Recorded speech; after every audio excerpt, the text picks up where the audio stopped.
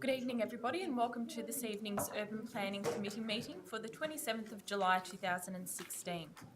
In recognising the cultural diversity of our great city, I pay my respects to the local Indigenous people of Moreland by acknowledging that we meet on the traditional lands of the Wurundjeri people.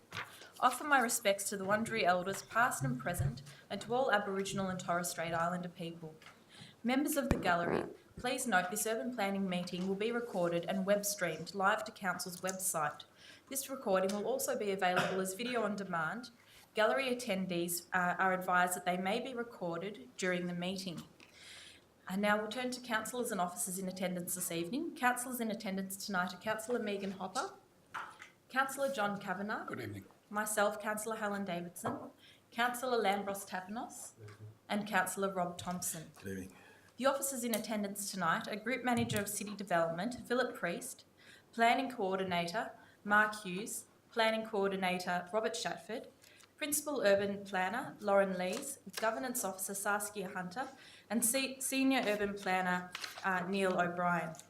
And do we have any apologies for this evening? I received a text message from Councillor Gillies that she's at work and will be an apology. Thank you, Councillor Hopper. Could I have someone to move the apology? Second. Moved by Councillor Hopper, to second by Councillor Kavanagh. All those in favour? I declare that carried. And at this point, before we continue, I'd just like to take a minute's silence for Moreland's first Mayor, Mark Hill, and I believe Councillor Kavanagh and other councillors may wish to speak to this. Yes, as the acting chair, the chair has mentioned, Mike Hill was the first Mayor of Moreland, and we received word this morning that he had passed away yesterday. He is the, you would see his photo behind that screen if it was there. But prior to being the first Mayor of Moreland, he was a Mayor of Brunswick and a councillor for Brunswick for a number of years.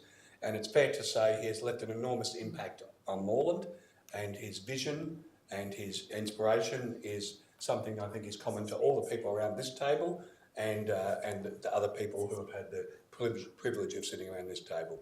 So glad that the acting chair has made mention, and I think it is appropriate that in a few moments, I think Councillor Hopper wants to say something too, and possibly some others, but in a few moments I think it's appropriate that we do stand and have a minute's silence to remember this great man. And in the words of Isaac Newton, if I have seen further, it's by standing on the shoulders of giants, and he's definitely a giant in this community. Thank you, Councillor Kavanagh. Councillor Hopper? Thank you very much.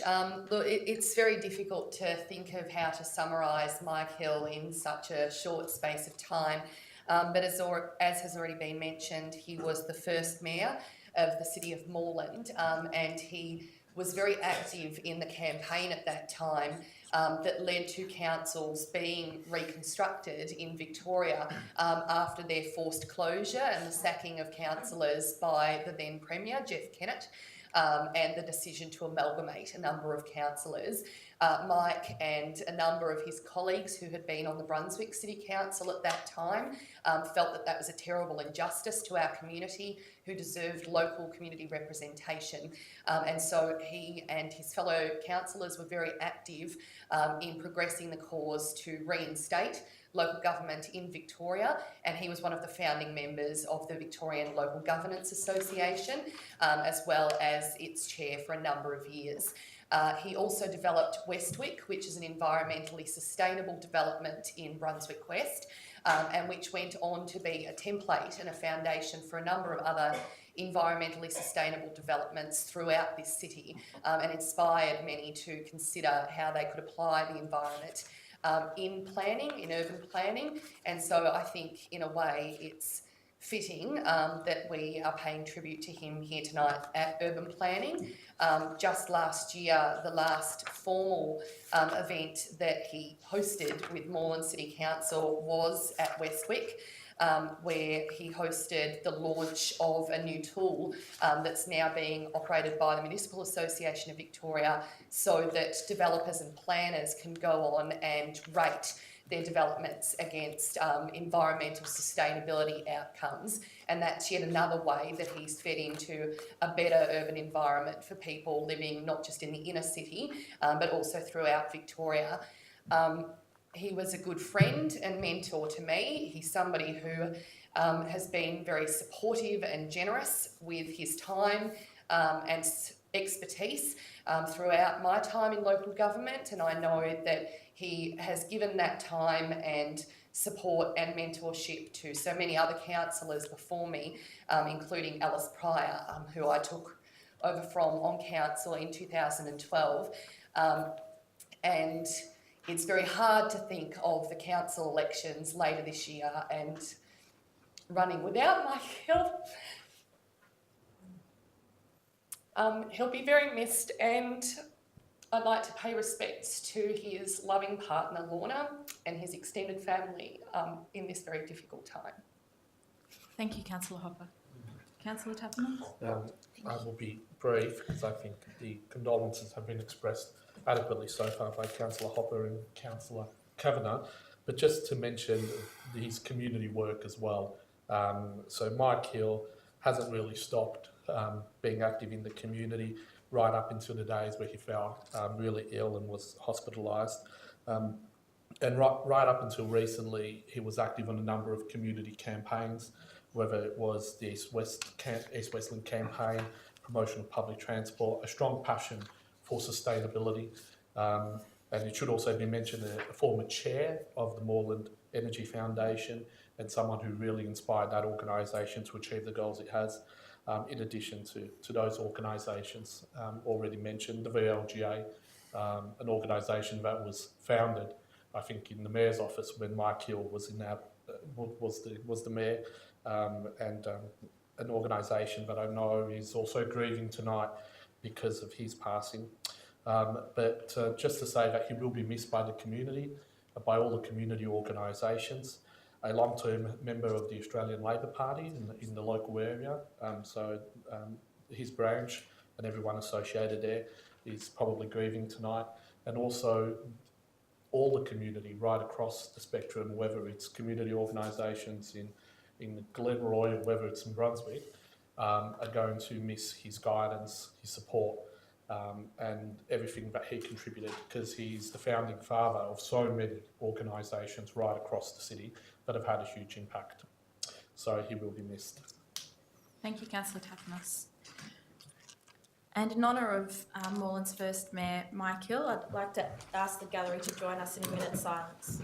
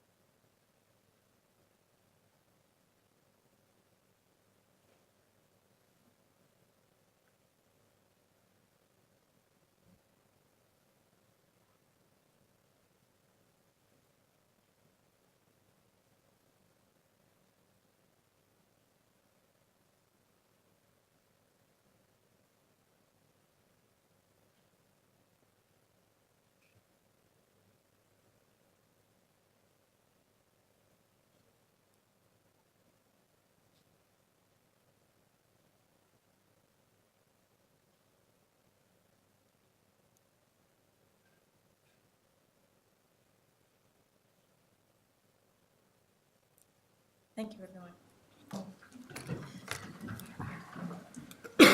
We'll now move on to the adoption of the minutes for the meeting held on the 22nd of June 2016. Is there someone who wishes to move that? Councillor Kavanagh, seconded by Councillor Hopper. And I'll put that to the vote. All those in favour? I declare that carried.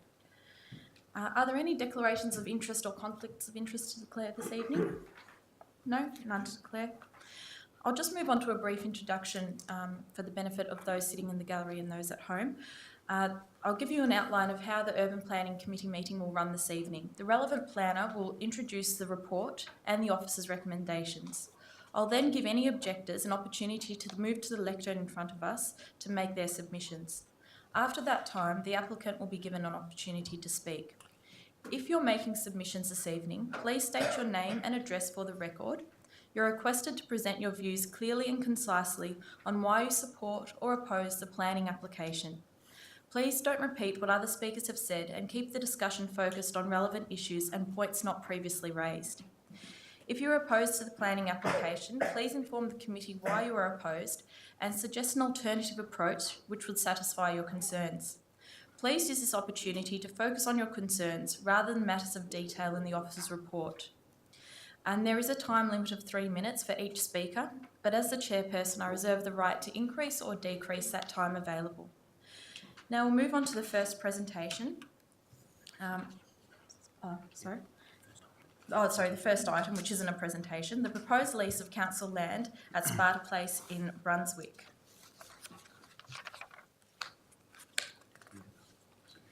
Is there a mover? The submitter is here.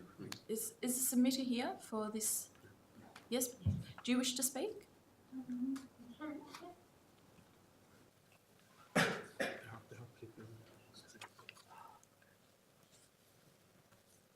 My name is Kirsten Tate from a company called Small Axe Kitchen, and we are directly back onto the space at Sparta Place. So when we received notification from the council that it was becoming available for lease, we then applied for that.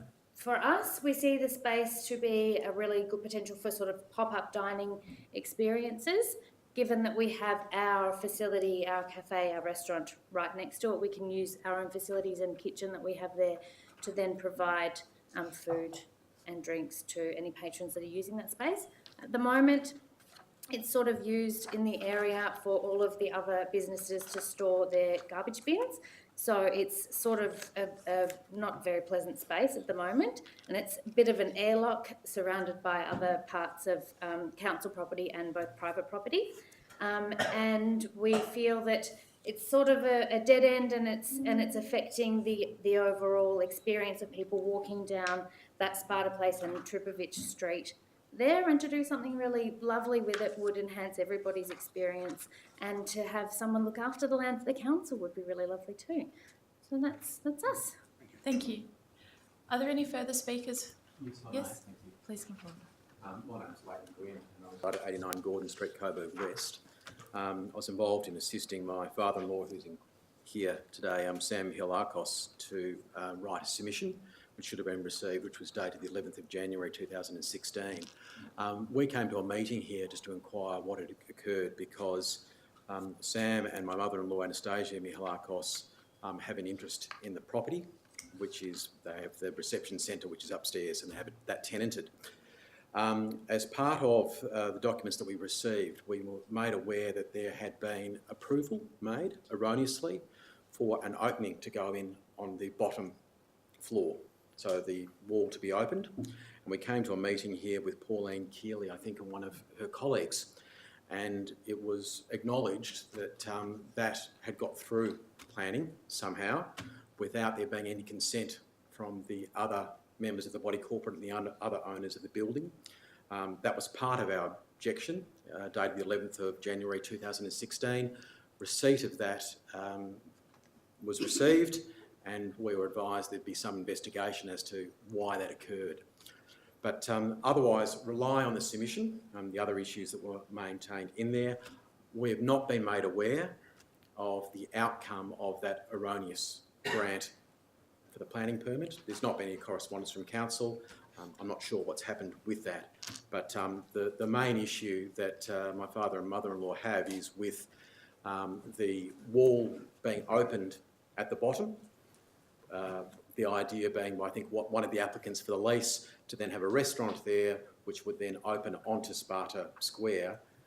The concern being the structural integrity to the building above. That might be an engineering issue, but simply the planning permit was obtained without there being any permission obtained in any form from the other members of the body corporate and the other owners of the premises. And that wall is a common wall, and permission was required as a condition of the planning permit being granted, and that was not maintained. Otherwise, I think that we included in part of the objection an issue in relation to the tenant's access to garbage.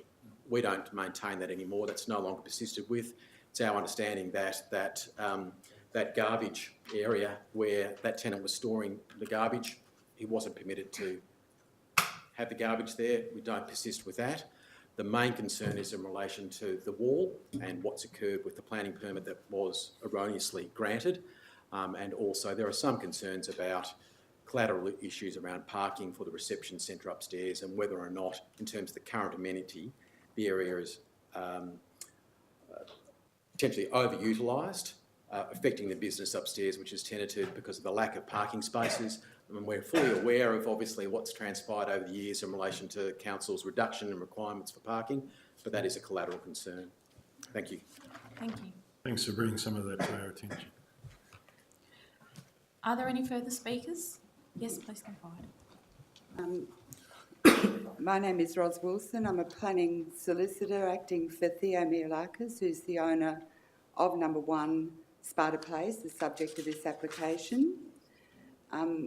My client Theo was approached in 2012, end of 2012, following the Jill Marr murder, by William Coogan, I have pronounced that correctly, the place manager for the council, to see if the rear of 1 Sparta Place could be activated as a safety issue for that area. So it's been going on for 3.5 years, this whole process. Discussions between Mr Coogan and my client determined that a restaurant would be a good use because it would activate that rear area in the evening as opposed to a retail shop or a cafe that it was closed. And I know it's the first speaker, that is a cafe which is not going to be open in the evening. The application and the permit is for a restaurant. It was determined that would activate the public space, it would reduce crime and it would increase the perception of public safety in that area. And as a result, my client applied for a planning permit. He engaged someone to draw up plans, he engaged a planner, got a planning permit in 2014. So it's been a while since that was granted too. There's 2 notes on the bottom of that permit that says, the first one says an application be made to the property department for the lease, which is why we're here tonight, everybody. And the second one on the permit says that if a lease or licence is not granted by council, an amendment to the current planning permit will be required to remove the council land from that permit. But that in itself would also mean that the bifold doors which lead out into that area would be removed. And there's no point in having bifold doors if the council land is removed and the lease is not granted. So in a sense, there's going to be no activation of that area. The other cafe, and if I ask you to go down to that area, if you've got time, the other cafe doesn't have direct look into that area. It's got, I can hand this up, but I've taken a photo. It's got a big shed there that means it can't be directly looked into, so it's still a safety issue, let alone a daytime or nighttime issue. At this point in time, my clients had to pay for the preparation of plans, the engagement of a planner, the lodgement at council, the cost of the valuation by council. He was brought up in the Brunswick area, his family live here. He's not in the business of owning or leasing restaurants. In fact, he normally does retail and office space. This was generated by the council, the request to activate this area. He's spent a fair bit of money getting to this point in time, and he engaged me to speak tonight because he's actually quite disappointed that after trying to assist the council in activating an area, that it's still being opposed, or this has been opposed right at the end of a 3.5 year process. In terms of my response to the speaker regarding the planning permit and the opening of the bifold doors, there's a question of notice and whether notice was given. I wasn't acting for my client at that stage. Body corp issues have got nothing to do with the planning permit being granted or not granted. If you look at the southern side of Sparta Place, looking into Sparta Place itself, my client has punched 3, there's 5 shops there, 3 of those had the large windows to get into those open to activate that area. When I went and took my photos upstairs in the reception centres had 2 windows that were not original punched into that, so it's not as if it's something rare for the building.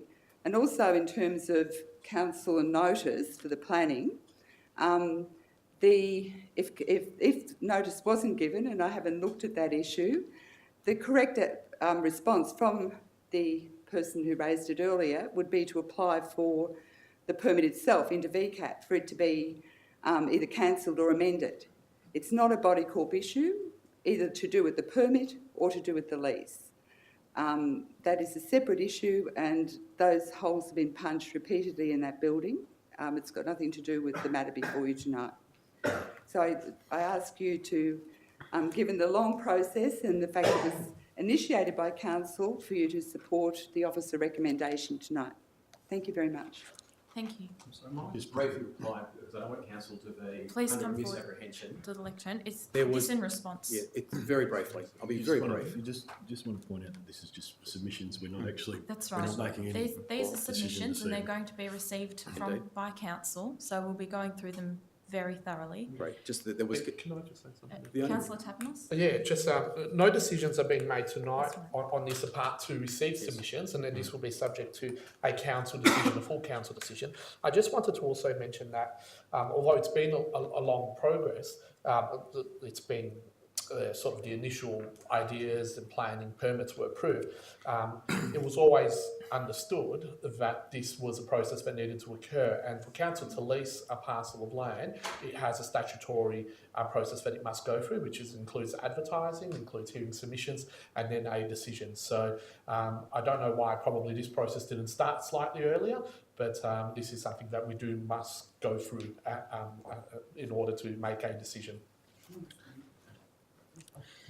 I would have very briefly just reply. I don't want, if the decision's going to be made based on anything that's said The tonight, decision needs is going to be corrected. made to get submissions, to receive Yes. submissions. So that's the only decision being made tonight. Thank We're you. not making a decision on the actual application or That's anything to do with the application. We're just saying, we're opening it up. Please send us your submissions. Well, we'll send a further submission. Thank you. Thank you. Thanks. Does the councillor wish to speak to this or I'm happy to move the recommendation on page 3, and if I have a second, I'll speak to it. moved by councillor Kavanagh? Is there a seconder? Councillor Tapanos? I just simply to reiterate what's been said, tonight is simply an opportunity to receive the submissions, which we've done. You'll notice point 3 of the recommendation, and I'll read it. The report on the submissions be prepared for council's consideration regarding its intention to either lease or not lease the land as part of Place Brunswick. I assume that will be done either at the next meeting, full meeting of council, or the one after. I'm sure we're getting very close to the point now, and so that normally it's either done, it's probably 6 weeks from now, I would think, which is the second Wednesday of the month, and that will happen. Tonight is simply receiving the submissions, so, and thank you for for coming along, thank you for the manner in which they've been written, and it will be given due consideration, not only by the 5 councillors around this table, but the other 6 councillors at a full council meeting. Thank you, councillor Kavanagh. Yeah, Councillor can I Tapanos? say briefly as well? I think it's just hearing from some of the submissions, there is some, in my view, there is some confusion perhaps in regards to the process in regards to what decisions are being made. So the permit is valid, it's been issued by council. I'm not sure if you know when exactly it was issued, but normally permits run for 2 years. So if it was 2014, it would probably be up for or almost expired this year, because just making the assumption based on 2014, 2016 is 2 years. Now, this is for the lease of land, so council has a whole range of issues that it needs to consider, including the value benefit from leasing that land, the activation, and other matters. In regards to the openings and so forth, I'm not sure what that is about, but it seems to me it's probably a civic matter between the body corporate to work out, not necessarily a consideration in this. However, issues of car parking, issues of the value to council of having that activated and the dollar sum and making sure that there is fair process for other interested parties in that land. They're all of the issues that council will be taking into consideration when it makes its decision on this matter. Thank you, councillor Tapanos. If there's no further speakers, I'll put the recommendation on page 3 to the vote. All those in favour? I declare that carried. We'll now move on to the first planning application on tonight's agenda. 1 Ray Street, Pascoe Planning Permit Application, MPS 2016-45, DED 5716. And I'll pass to the officer to give an introduction of the application. Thank you, Councillor.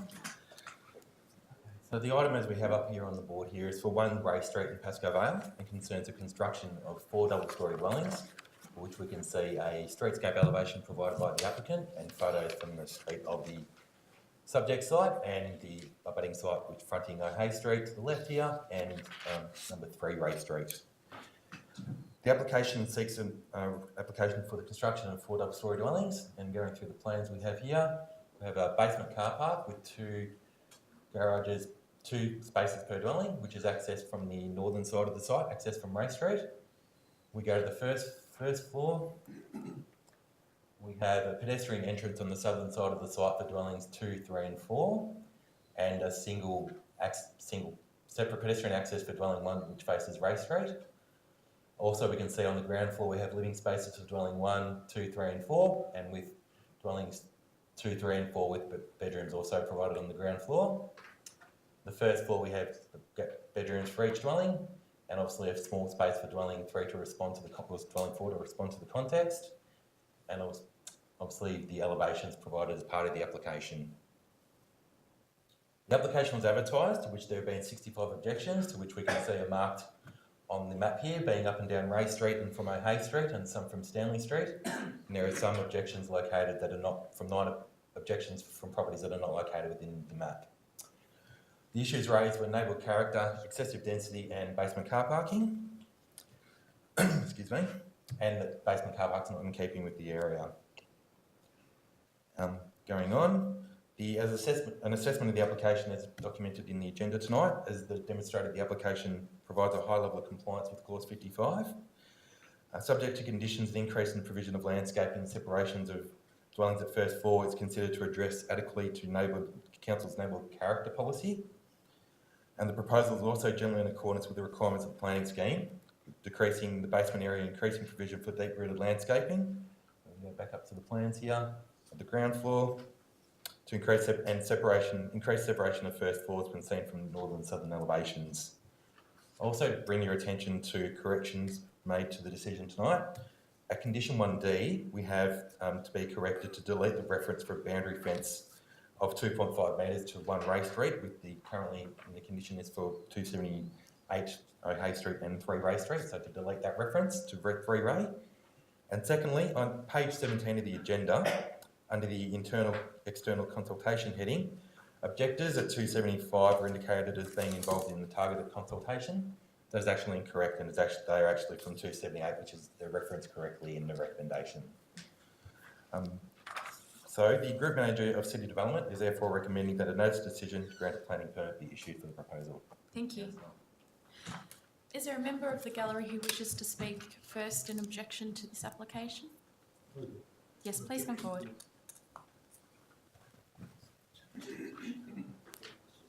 My name's Orlando Girotto.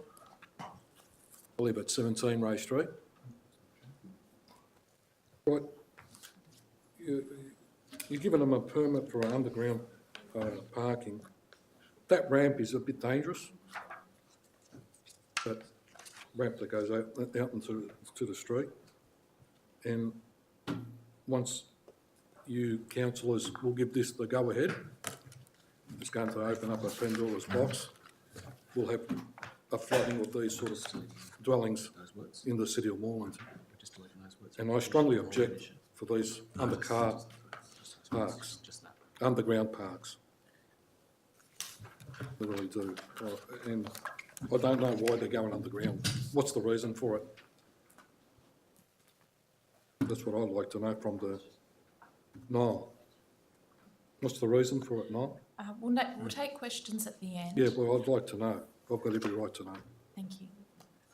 But I'd like an answer. Yep, we'll take questions at the end. So we'll hear from all the objectors, and then at the end we'll take a whole bunch. Well, to me, it's not acceptable, and I will fight hard for it. Thank Okay? And you guys will be responsible for it. Yes, that's right. Okay. Thank you. Is there another member of the gallery who wishes to speak? My name is Sam Granato from 21 Ray Street. I basically believe the proposal is not suitable for the area. It's an overdevelopment on the site, and it's because the density of the proposal is what the problem is. It's a bit of an eyesore. It looks quite out of character with other dwellings in the street, which are mainly residential houses. The underground basement style car park is also a problem for me. Apart from the contributing to the density of the building, it's not suitable for the area. It's out of character. In a previous application, which has been altered, the basement car park was basically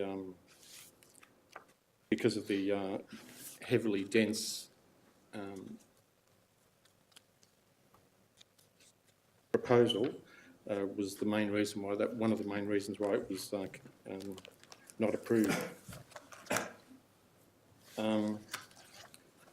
This changes the culture of the street from mainly a residential street to an apartment style street, one of the main reasons why I object is because it causes a precedence to be set, and then this may lead to others following suit and then creating a completely new culture and view of the street. Also, it produced, because of the density of the proposal, there'll be parking problems because due to the increased number of habitants and also visitors to the units, and so there's also already a lot of street car parking, and this will just add to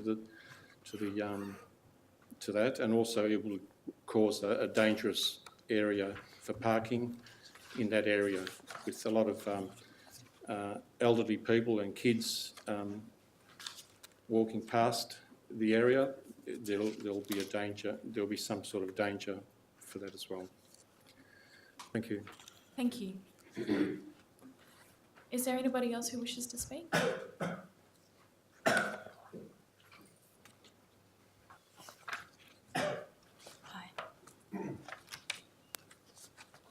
Hi, I'm Mark Pagnan and this is Roberta Pagnan. We're from 278 O'Hay Street. You can see we're probably right in the middle of the proposed plan there. The proposed development at 1 Ray Street overlooks and imposes on our private open space in our backyard. There are 4 double-storey dwellings proposed with multiple doorways and common walkways on the south side, where all residents will be able to see directly into the backyard, our backyard, especially with the overall increase of approximately half a metre of the ground floor level, where the existing 1.9 metre fence is essentially reduced to a height of 1.4. The proposed pedestrian access on the south side allows for 4 dwelling residents to access their dwelling. There's also no gate or security to restrict anyone from the street to access this area.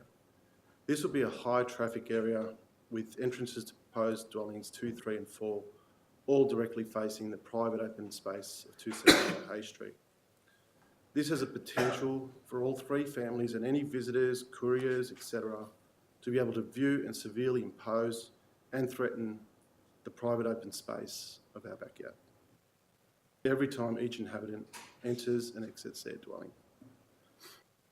The second floor on the south side also has windows facing our property. With all 4 dwellings having so many windows and doorways, there's much greater effect and intrusion on our private open space. We've got some images which pretty much are photos of our backyard that we'd like to hand around. Thank you. Thank you.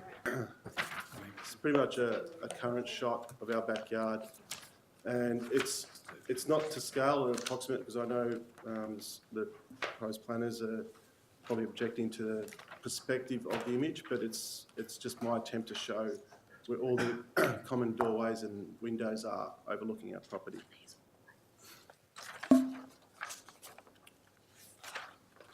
Allowing the construction of 4 dwellings on one site with so many doorways and windows directly facing us, our backyard, increases our safety and security concerns.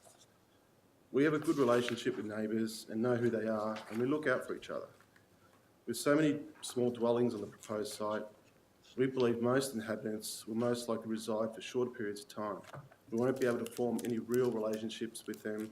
Effectively, strangers would be able to easily determine when we're home or away on holidays or at work. And this to us severely threatens our and imposes on our sense of security.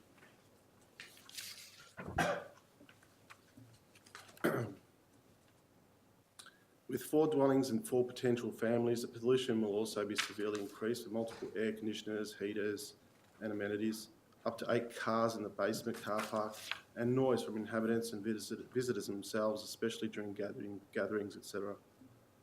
This will diminish the quality of living in the surrounding area. The increase in household waste, which will go into numerous bins, located on the south side, close to the rear fence, our rear fence. We believe that the proposed development doesn't meet the neighbourhood character objective. It has a site coverage around 56%, and although I know it's under the 60% that's allowed, it doesn't consider the adjacent properties, our properties around the area, which have a much smaller site coverage. We feel the effect of the visual bulk of this building is not acceptable in this neighbourhood, as well as all adjacent properties, including 278 H Street.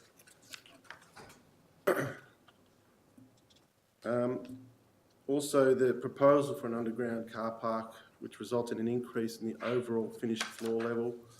There are no dwellings with an underground car park in the area, and this is not a typical trend in this area at all. The proposed site is overbearing and imposing and will ruin the look and the streetscape, and really we don't feel it belongs in this area.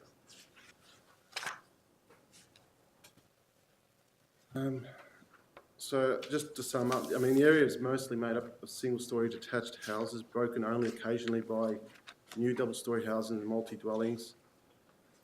We suggest, like, if we had a say in it, you know, a single, double, or two houses, townhouses would be sufficient, but we just feel that anything more than that is a little bit too much.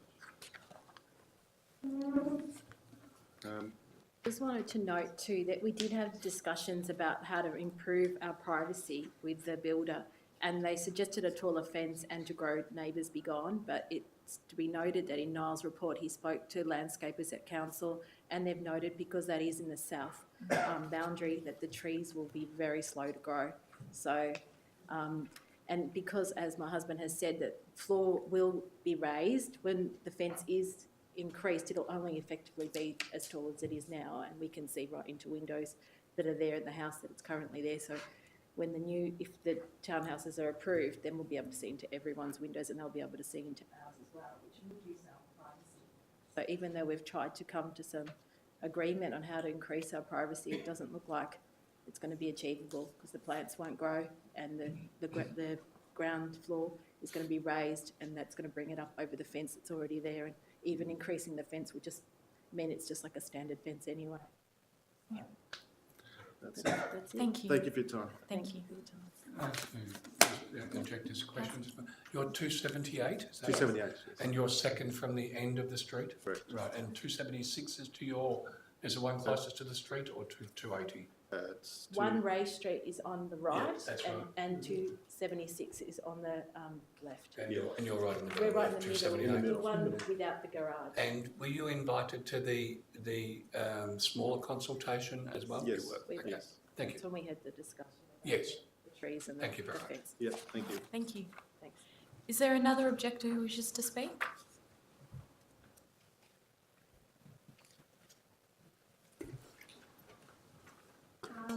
I'm Lena Papa from 3 Ray Street, so we're next door to number 1. I'm here tonight to obviously speak to you regarding my concerns about the planning proposal for 1 Ray Street and the officer's report for granting permission for the building. Firstly, it needs to be pointed out that the officer's report starts with a significant error. It claims that there have been significant changes made to this proposal from the proposal that VCAT rejected in October 2015. It claims that the height of the proposal has gone from a 3-storey to 2-storey building, and that there's been a reduction in the number of dwellings from 12 to 4. This, however, is incorrect. At VCAT, the decision that was rejected was in fact a 2-storey development and a 10-dwelling complex. It is imperative that this is corrected and noted, as for someone who has not been familiar with that history of the site, it would appear that the new planning proposal has in fact made greater changes than it actually has.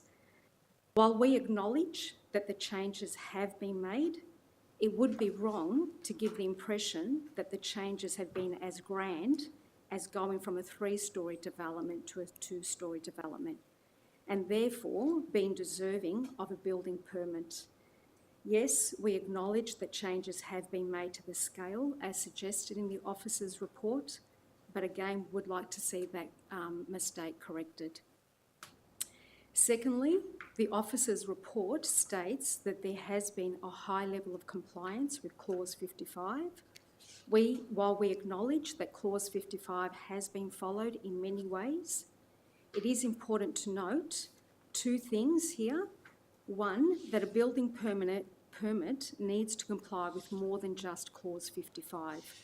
And 2, that what has not been complied with in Clause 55 has actually a major and significant impact on how this proposal sits in the context of Ray Street and the neighbourhood in general.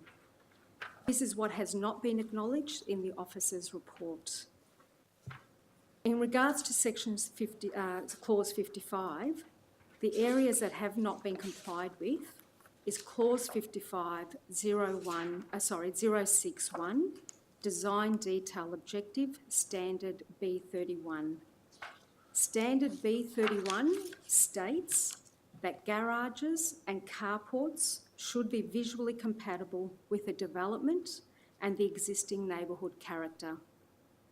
The proposal for 1 Ray Street is not in compliance with this standard. The proposal has introduced a basement car park, which is not compatible with both the existing neighbourhood character and that of Ray Street. This fact was actually clearly acknowledged by the applicant in his report when it stated that in Ray Street, all properties have driveways that lead directly from the street to a range of double and single-size garages. I'm sorry to interrupt, I'm just conscious of the time. So sorry, I'll pick up the pace. Regardless of this acknowledgement, the applicant still claims to have completely followed Res Code, even with the introduction of the car park. In 2015, both Moreland Council and VCAT acknowledged that the basement car park was out of character for the area of Ray Street. Council stated that a basement is not a common feature of the street. The design makes the building read as an apartment. And again, the semi-recessed basement results in car accommodation that is not visually compatible with the existing neighbourhood. These two statements are important on a number of levels. Firstly, they clearly identify Council's position over the basement car park. Without question, it shows that Council acknowledges that the basement car park is not a feature, not only of the street, but of the neighbourhood. I think it is also important to note that the basement car park was rejected clearly because it was not a feature of the street and the neighbourhood, and not because it was attached to the 10 dwellings. It was rejected on its own merit and not because of what it was attached to. So the fact that the number of dwellings has now been reduced does not change the fact that the basement car park is still not a characteristic of the area. Secondly, it shows that Council considers this sort of characteristic a part of apartment development and not a characteristic of the typical homes, units or townhouses that are found in the area. This was a sentiment that was also expressed by VCAT when it stated that a basement is not a common feature within the street and makes the building read as an apartment building within the streetscape. As Ray Street is in a general residential zone, the preferred building design has been stated to be infill development in the form of townhouses and units, and that new development must be designed to respect existing neighbourhood character. The basement car park is not a feature of townhouses or units in this area of Ray Street or the surrounding streets, and therefore its inclusion in the planning design contravenes not only standard B31, but also the Municipal Strategic Statements 22023. On a further note, it is important to point out that the mention of a basement car park does not appear anywhere in Clause 55 for a general residential zone, but rather it appears in the Moreland Apartment Design Code as a feature of developments of 5 stories or more for either mixed use or residential. In the Moreland Apartment Code, under Clause 2707591, bicycle and car parking, it states that car park areas should be located in basement level. Sorry, could I ask that you condense I'll cut to your that main down. points I'll and miss all that. Can I ask that we extend her speaking time, because I'm quite interested in some of the points that she's making. Thank you. I so move. Thank you. This is clearly a feature that is appropriate for the activity centres, not for the general residential zone that Ray Street finds itself in, and certainly not as the predominant form. These basement car parks are being spoken about as part of high-density developments. They are not a feature, therefore, of the general residential zone. In that sense, it is clearly not a welcome or expected inclusion in the area of Ray Street. This is what the applicant and the planning officer failed to acknowledge in their reports. VCAT, in its final submission, also stated a basement is not a common feature within the street and makes the building read as an apartment building with within the streetscape. VCAT also said, I am not persuaded that an apartment-style building is a comfortable fit within the prevailing form which I have described in paragraph 12. And on another occasion, it said, construction of an apartment-style building would be at odds with the environment in the area. While the new proposal has reduced the number of dwellings, it still retains this feature that is clearly not a characteristic of the area. Finally, it is often heard that a basement car park will eliminate cars from the street. My response to that is that so do garages. If you build appropriately for the size of the land, garages are as effective, if not more so, to get cars off the street. With garages, often there are driveways, and how many times have cars simply pulled up conveniently in the driveway, even for a short period of time before heading out again? This is much harder to do with a basement car park, and could effectively have parked more so on the streets if people were to come and go, often from their properties. In regards to site coverage, Clause 52033, Standard B8, the proposal for 1 Ray Street does not fulfil the site coverage objectively sufficiently. While it does fall within the 60% site coverage usage specified in the above clause, it is not addressing the clause's decision guidelines, which state that the proposal needs to consider the site coverage of the adjacent properties and the effect of the visual bulk of the building and whether this is acceptable in the neighbourhood. It is not enough simply to say that less than 60% of site coverage has been used, therefore it is acceptable and has met the standard. It is essential that it takes into consideration the neighbouring properties and their private open spaces, especially in an area such as Ray Street, where their private open spaces are a strong feature of the area. The adjacent properties have vastly less than 60% site coverage.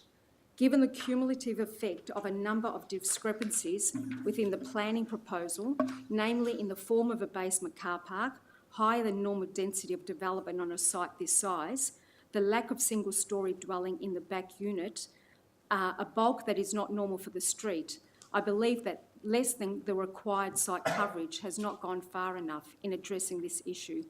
VCAT distinctly said in relation to the site coverage that the site is a mid-block position, surrounded by single dwellings and secluded open spaces facing the review site. It therefore has up to 7 interfaces.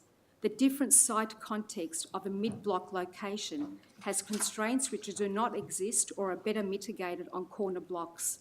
VCAT has clearly pointed out the unique positioning of this site with its larger than normal interfaces and the extra attention this deserves to detail of neighbourhood character.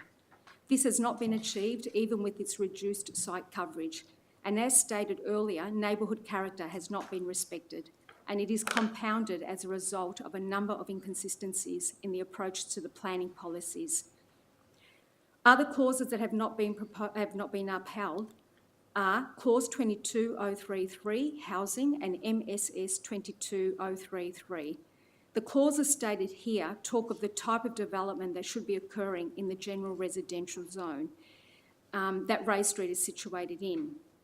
The development... Sorry to interrupt, but I am very conscious of the time, and we Can do I have just other skip? speakers. This is actually probably an important point. I'll read to it rather than call it out.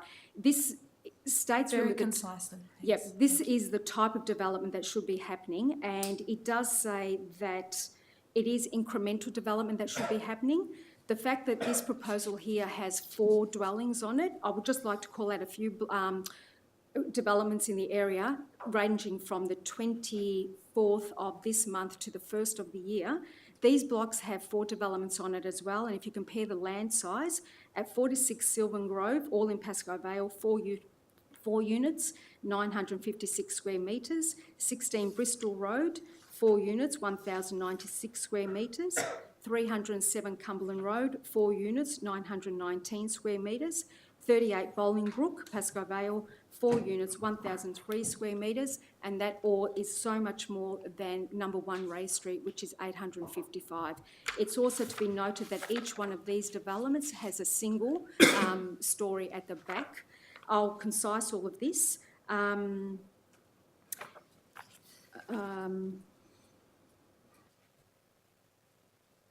Okay, that's about the single storey back there.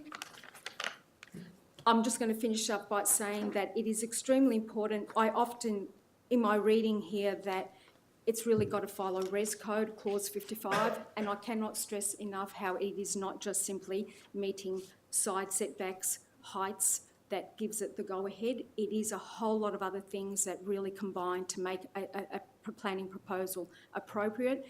And anyone who's lived in that area will know that basement car parks simply are not a feature of that place. Thank you. Thank you. Thank you. Are you happy to share your notes? Excuse me? Sorry. Sorry, through the chair. Are you happy to share your notes? Am I happy to share them? Yes. I did actually have pictures of the units that are in the street. Unfortunately, I've left them behind. I did file a copy with the mediation. What do you do for a living? Thank you. And councillors are available on email and telephone, so if you have a very detailed presentation like that to present, we're more than welcome to receive them by email or give us a call. I'm sorry to interrupt, I'm just conscious of the time. Thank you. Are there any more speakers? Yes. I won't take up much more of your time. I have a few issues with the officer's report. Firstly, it states twice that this proposal is... Sorry to interrupt. Oh, sorry, you... Vince Papa, Yep. 10 Galika Street in Coburg. Mum's at number 1. I spend a lot of time at number 1, more so there than probably my own residence. Right. The officer's report, a couple of times it refers to the planning proposing creating an illusion. It has an illusion number. The unit number 4 at the back has the illusion that it's a single storey rather than a double storey. The basement car park has an illusion of being a above ground car park with its brick piers and its high plinths. I have a real concern with being an illusion. I'm not sure why we need this proposal to be an illusion. What are we trying to cover by trying to make it something that it's not? Secondly, it is a concern in the officer report that reads that this is a typical unit for the area that it sits in.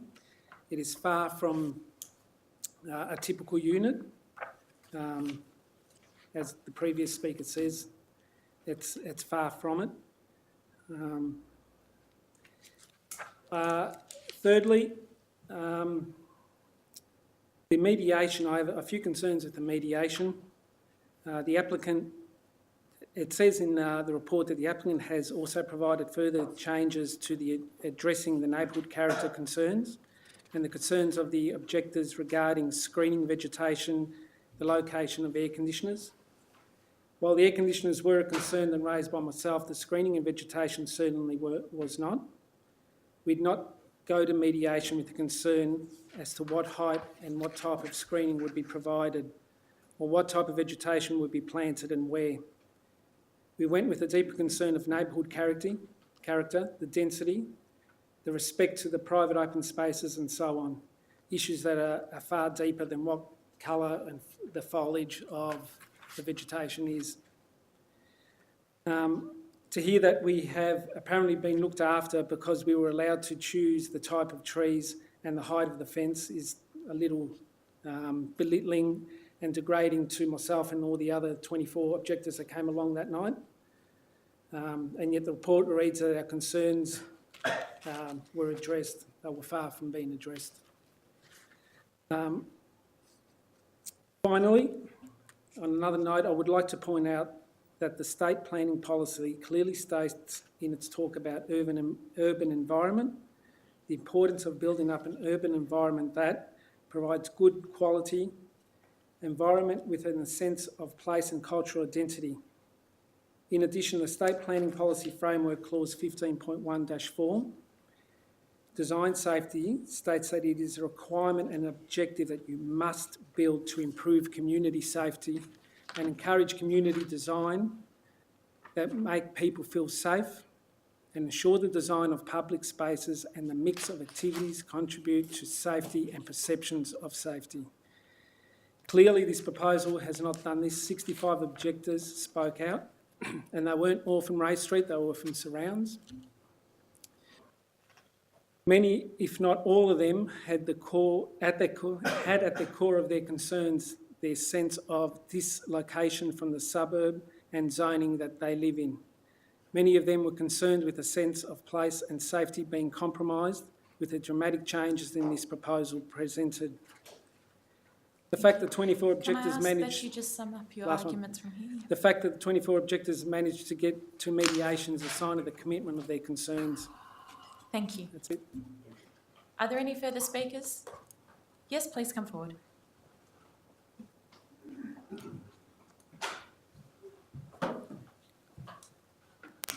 My name is George Spanos. I'm the design architect for this project. In all my years, I must say it's been a very impressive campaign against this application, but I'd like to deal with the facts, the nature of this, the process that we've experienced during this application, and also to refer to the previous VCAT decision and the changes that occurred as a result of the two pre-application meetings that consultative meetings that occurred. Okay, it's a 4 townhouse application. The dwellings have pitched roofs. From the street, it looks quite a lot like some of the 2-storey homes that exist currently in the street. Along that side of Ray Street, you have a series of large 2-storey homes. So the idea with the design is that we're proposing a new build with pitched roofs. You're driving past, the impression is intended to be a deep landscaped front yard of 9 metres. We have more than generous setbacks to all sides. We have a 9-metre setback to the front. We have a large 3.5 to 4.5 metre setback to the south, and large courtyards north facing. The process has been one of cooperation and consultation with the council officers, and I thought later with the residents in the 2 meetings that we had. There were 2 edits before advertising. We reduced the height and we increased the front setback, and we reduced the size of the basement. I want to get to the point about the basement, why it exists, what it is. During the two consultative meetings, there were further changes that related to landscaping measures and screening measures. There were issues about, as Vince has already mentioned, the location of air conditioning units. We addressed those. There were requests from both of the adjoining owners to deal with fence height and possible extensions to fences, which we are open to, but that again, it's really up to them. We've agreed to those measures. I'd like to point out a couple of facts. Currently, there are two crossovers to the frontage of the site. There's one to the north, one to the south. Our proposal removes the southern crossover and creates a vegetated, heavily landscaped pathway to three impressive entries to dwellings 2, 3 and 4. That's the intention of that. It also creates a buffer zone to the rear private open space, in particular of Mark and Roberta. That's the intention. At the meeting, we all agreed that we're happy to look at the species of trees to further enhance any screening effect that would assist in their concerns about the bulk. The fact is, the heights comply and the setbacks are more than twice the required setback. In fact, they're 3 times the required setback. You can't ask, but by any fair measure, our setbacks, our heights, our screening measures comply. The other point I'd like to make is, and I hope this partially at least answers the query by the previous speaker, the basement the ramp is an access way to 4 secure garages. It's not an open car park. So there are 4 garages that are then linked internally to each townhouse. There's no possibility of this becoming some form of commercial car park. Unfortunately, the previous application may has tarnished your view of what we're trying to do here. But I can say that the intention of the inclusion of the basement is that it allows for a 56% site coverage, which really gets it into the realm of a really nicely landscaped project, and also allows for all the other amenity benefits. Just in relation to the safety aspect of the ramp though, and this was clarified at the consultative meetings. Now, in terms of traffic, there are 2 crossovers, now there will be 1 if this is approved. All vehicles have to exit in a forward direction. This is not the case now. There will be visibility splays, so the vehicles, as they exit in a forward direction, they have to be a 2-metre splay, a triangular splay, so you've got much better visibility than you have now.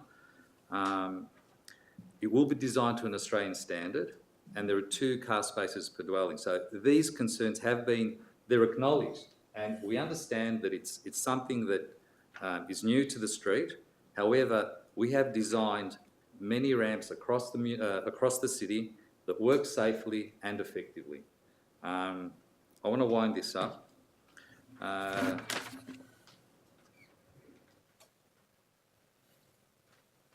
All I can say is that we've met, we've listened, we've amended 4 times, and this is a townhouse application. It's nothing else. The intention is that we provide a high quality project for Ray Street, which is very much in keeping with the neighbourhood character. Thank you very much.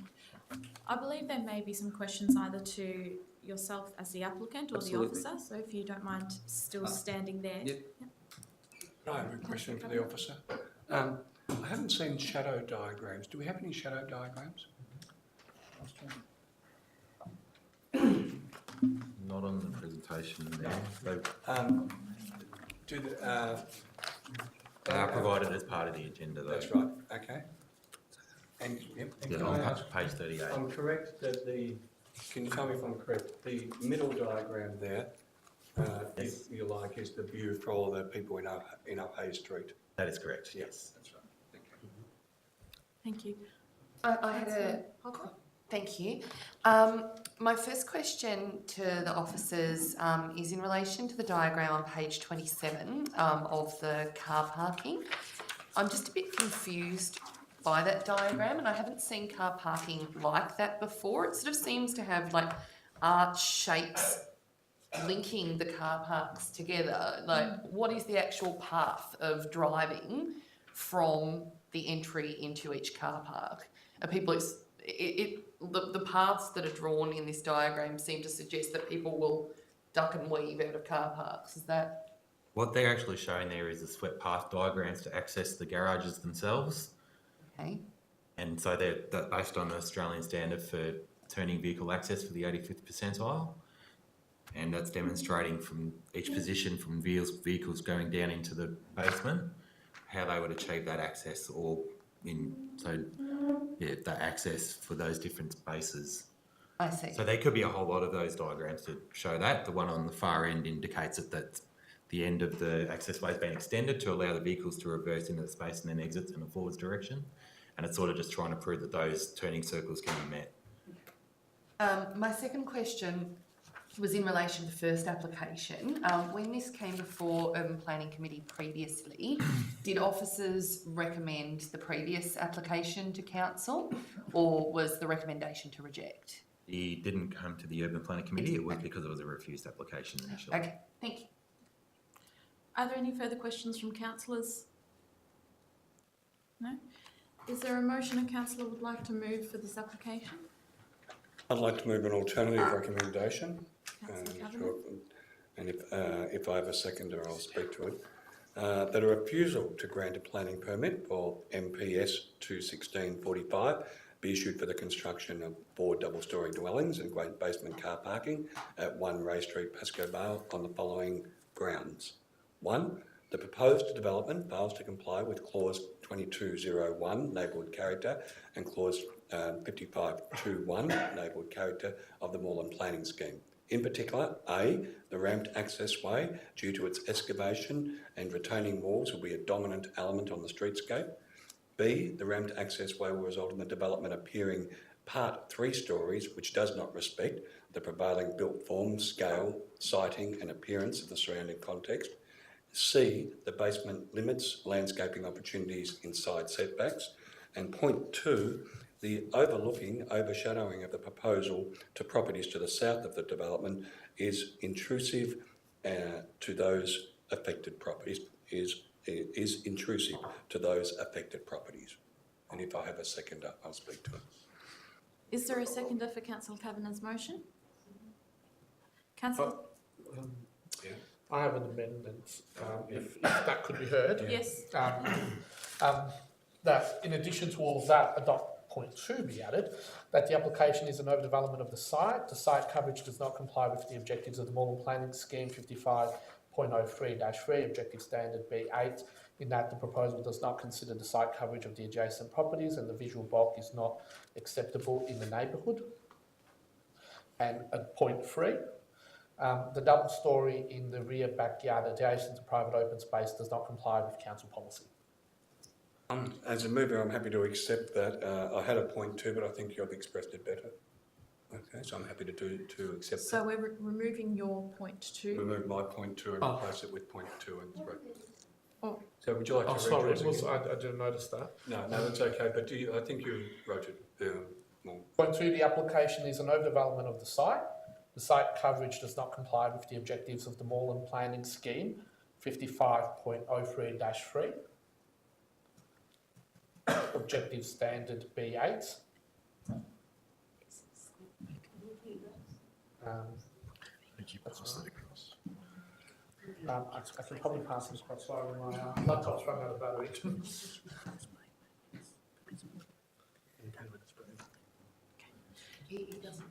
Thank you, Councillor Tapanos. Covers the policy doesn't have 2 storeys in a backyard. Sorry? I'm just conscious that it's not up on the screen Yeah, we'll yet, get it on the so screen. we'll wait till it comes up on the screen for the benefit of the gallery.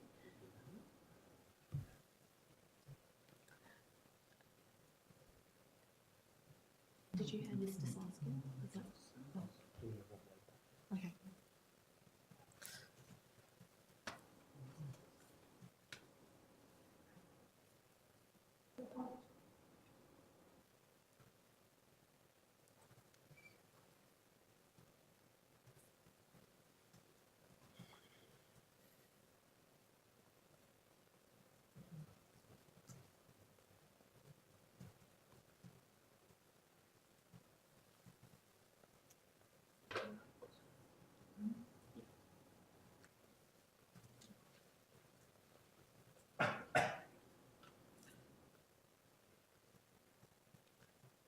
Is there a point 4 for Councillor Tapanos? Is that?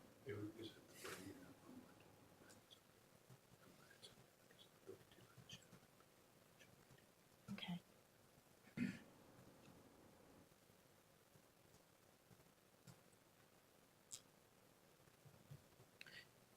Yes, so I think this is the overshadowing.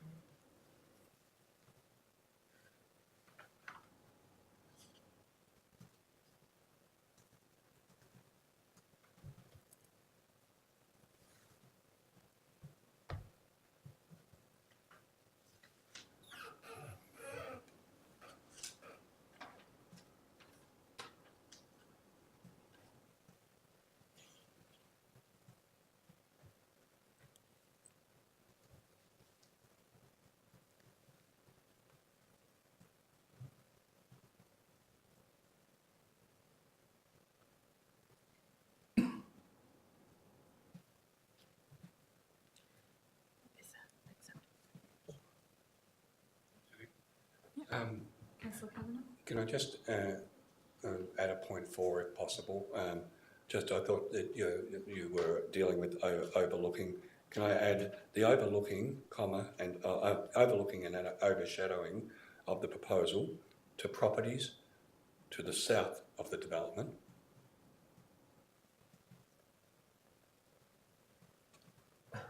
Is excessive and intrusive to those affected properties.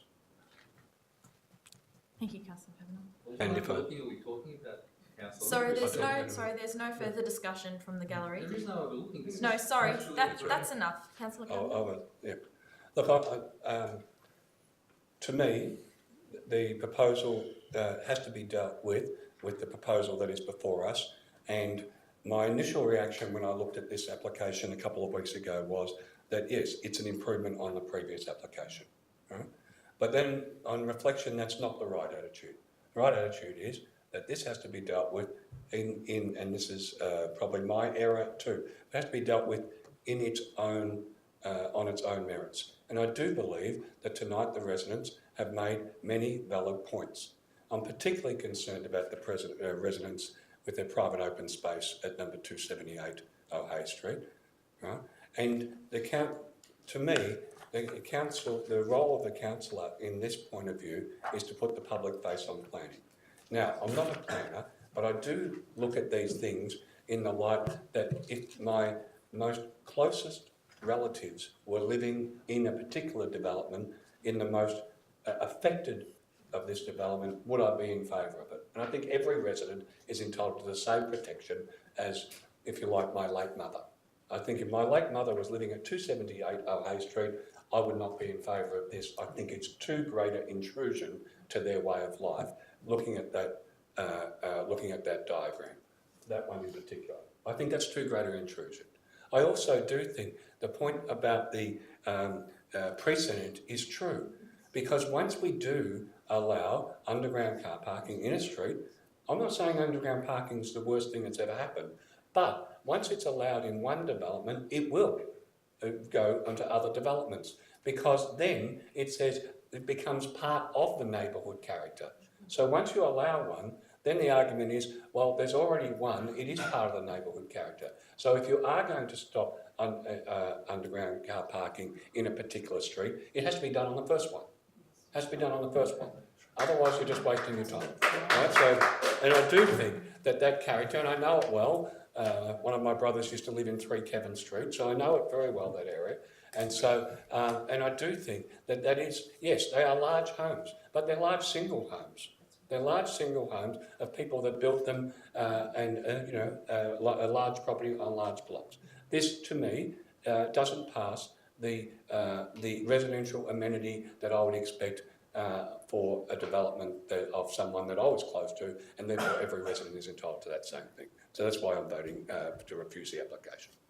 Thank you, Councillor Kavanagh. Councillor Tapanos? So I think Councillor Kavanagh has expressed it well. There is a concern which was adequately sort of expressed by the residents who do live and enjoy that private open space in their backyard. So I think that needs to be addressed, and I would actually like to see exactly what council's policy is in regards to the double storey in the rear open space. But I think ultimately those issues can now be sort of looked at a bit more with this resolution, because that is important. Sometimes all the times when we develop policy for a reason, and we need to stick by that and make sure that it's not undermined every time an application comes forward. So I think that point is relevant and important. For me, when you have a look at this whole application, I think there are some positives to it. I really do.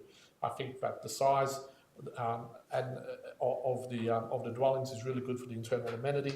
I think some positive aspects have been considered from the previous application. I think in regards to removing the crossover, that is a positive for the street, and it provides the adequate sort of car parking and so forth.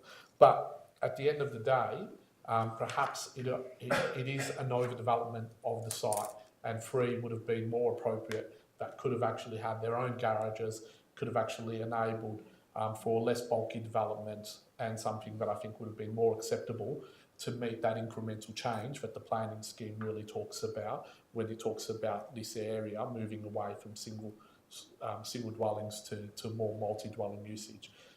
So I think it is one of the areas that hasn't really been touched, and it is one of the first ones, and therefore we need to place some significance to that wording of incremental change. And I think 3 dwellings instead of 4 would have done that, would have enabled the permeability and the landscaping to be better accommodated. It also would have enabled for garages as well to be better accommodated, which would fit into the neighbourhood character significantly better than what it currently does.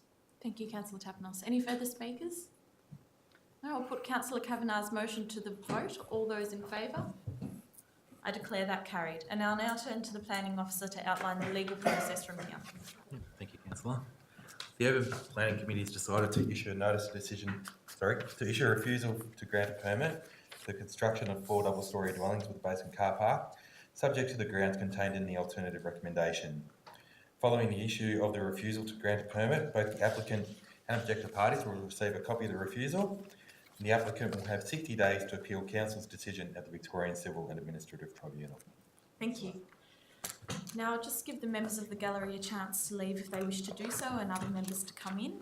You're more than welcome to stay to hear the other applications if you like.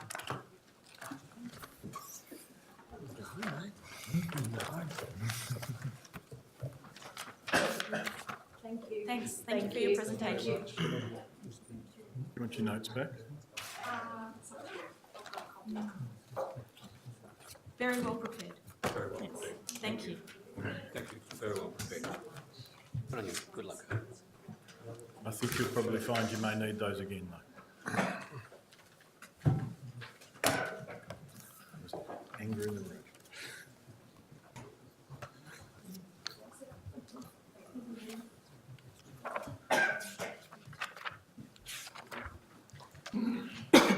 Okay, we'll now move on to 47 John Street, Brunswick East, planning permit application MPS 2015-884, DED 5816.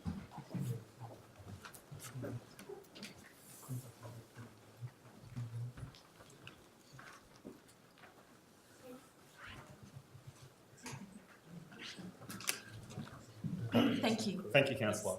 So this is a planning permit application at number 47 John Street in Brunswick East. It seeks retrospective approval to use the land for dog daycare for domestic dogs. It also is for the display of business signage. I understand that the use commenced without a planning permit back in December 2014. The land is zoned mixed use within a parking overlay, within an environmental audit overlay, and within a design and development overlay. That's an image of the property at the moment, and it shows the signage as well. Just get through them. And in essence, what the proposal seeks planning permission for is a maximum of 60 dogs on the site. There will be 6 staff members. There is no overnight boarding. And the hours of operation are 7 a.m. to 6:30 p.m. and that image blows from the website. There was public consultation or public notification undertaken. There was 13 objections received. The issues raised in the objections included noise, dog waste, dog behaviour in the nearby park. Also, there was 115 letters of support. The letters of support were suggesting that the use provides employment, provides provision of a local service, and is an appropriate land use for this location.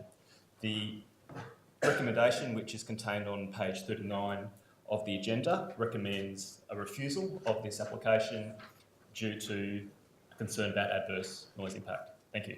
Thank you. Is there an objector who wishes to speak in relation to this application first? No, there's no objectors here for this application. No. Is there a supporter or the applicant present who wishes to speak? Evening, councillors. My name's Shane Donny. I'm the owner and occupier, 47 John Street. I don't own, I'm the leasee. I own the business.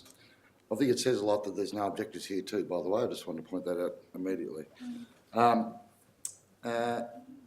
I'll be very brief. I don't want to waste everyone's time. I understand the objections that the council have, and I understand the objections that people have raised. And whilst I'll acknowledge that there have been a number of objections and concerns raised, you will note that I've demonstrated that I'm willing to work collaboratively with the council to reach a mutual outcome, suitable outcome. I've made significant changes to the business since I received noise concerns. In fact, I've put on more staff members, so that's actually 10 staff members now. I also have in there up to 4 extra staff members per day in work experience students, either from the local universities or the local high schools. That gives them plenty of work experience, so that's additional staff members. And I've also made significant changes in the process of when the dogs arrive and when they leave, which is when they are the most noisiest. So I've never shown away from the fact that I know that they're a bit noisy, but there are always things that you can do to get away the noise. So that's something that you can fix. I would like to outline several council endorsed documents and policies from which I draw on as evidence my submission: the State Metropolitan Planning Policy, the Moreland City Council Municipal Strategy Statement, the Moreland City Council Plan, Brunswick Structure Plan, Moreland Activity Central Framework, the Moreland Planning Scheme Amendment. It is my intention to demonstrate to you that Andy's Doggy Daycare is a business which is supported by state planning policy, is supported by the Moreland City Council's own council vision, and contributes to the economic development of the Brunswick Activity Centre, and is located appropriately in a mixed-use zone in accordance with the needs of the community. Now, it's very important that the council know their own constituents, and whilst, and in particular, the Southern Shire, Brunswick East, and I do, because I did all my research, and I wouldn't have opened up a business like this if I didn't know that there were plenty of people that needed this service. Plan Melbourne promotes the concept of the 20-minute neighbourhood, where all the residents have excellent access to a wide range of local amenities and services, including shops, schools, public transports, etc. Andy's Doggy Daycare is a small business which delivers a service that contributes to the livability of the surrounding neighbourhood and wider Moreland Council. So even in the plan itself, it says you've got construction going on across the road for the East Brunswick Village, which is going to bring even more units, higher density living. People have dogs. Someone needs to look after them during the day. If you're going to build more units, you need to take that into consideration. I've already mentioned before, we contribute to the delivery of a wide range of employment opportunities and diverse services for dog owners. We do grooming, we also do training, but more importantly, we look after the dog during the day, which is very important. And I'll be brief, I know I'm gone over time.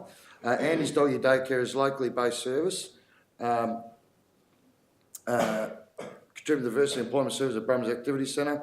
Brunswick is evolving, in particular the South Ward. The needs are changing. There are many retail dead spots. A key focus for Activity Centre is to provide access to a wide range of goods and services to take advantage of public transport infrastructure.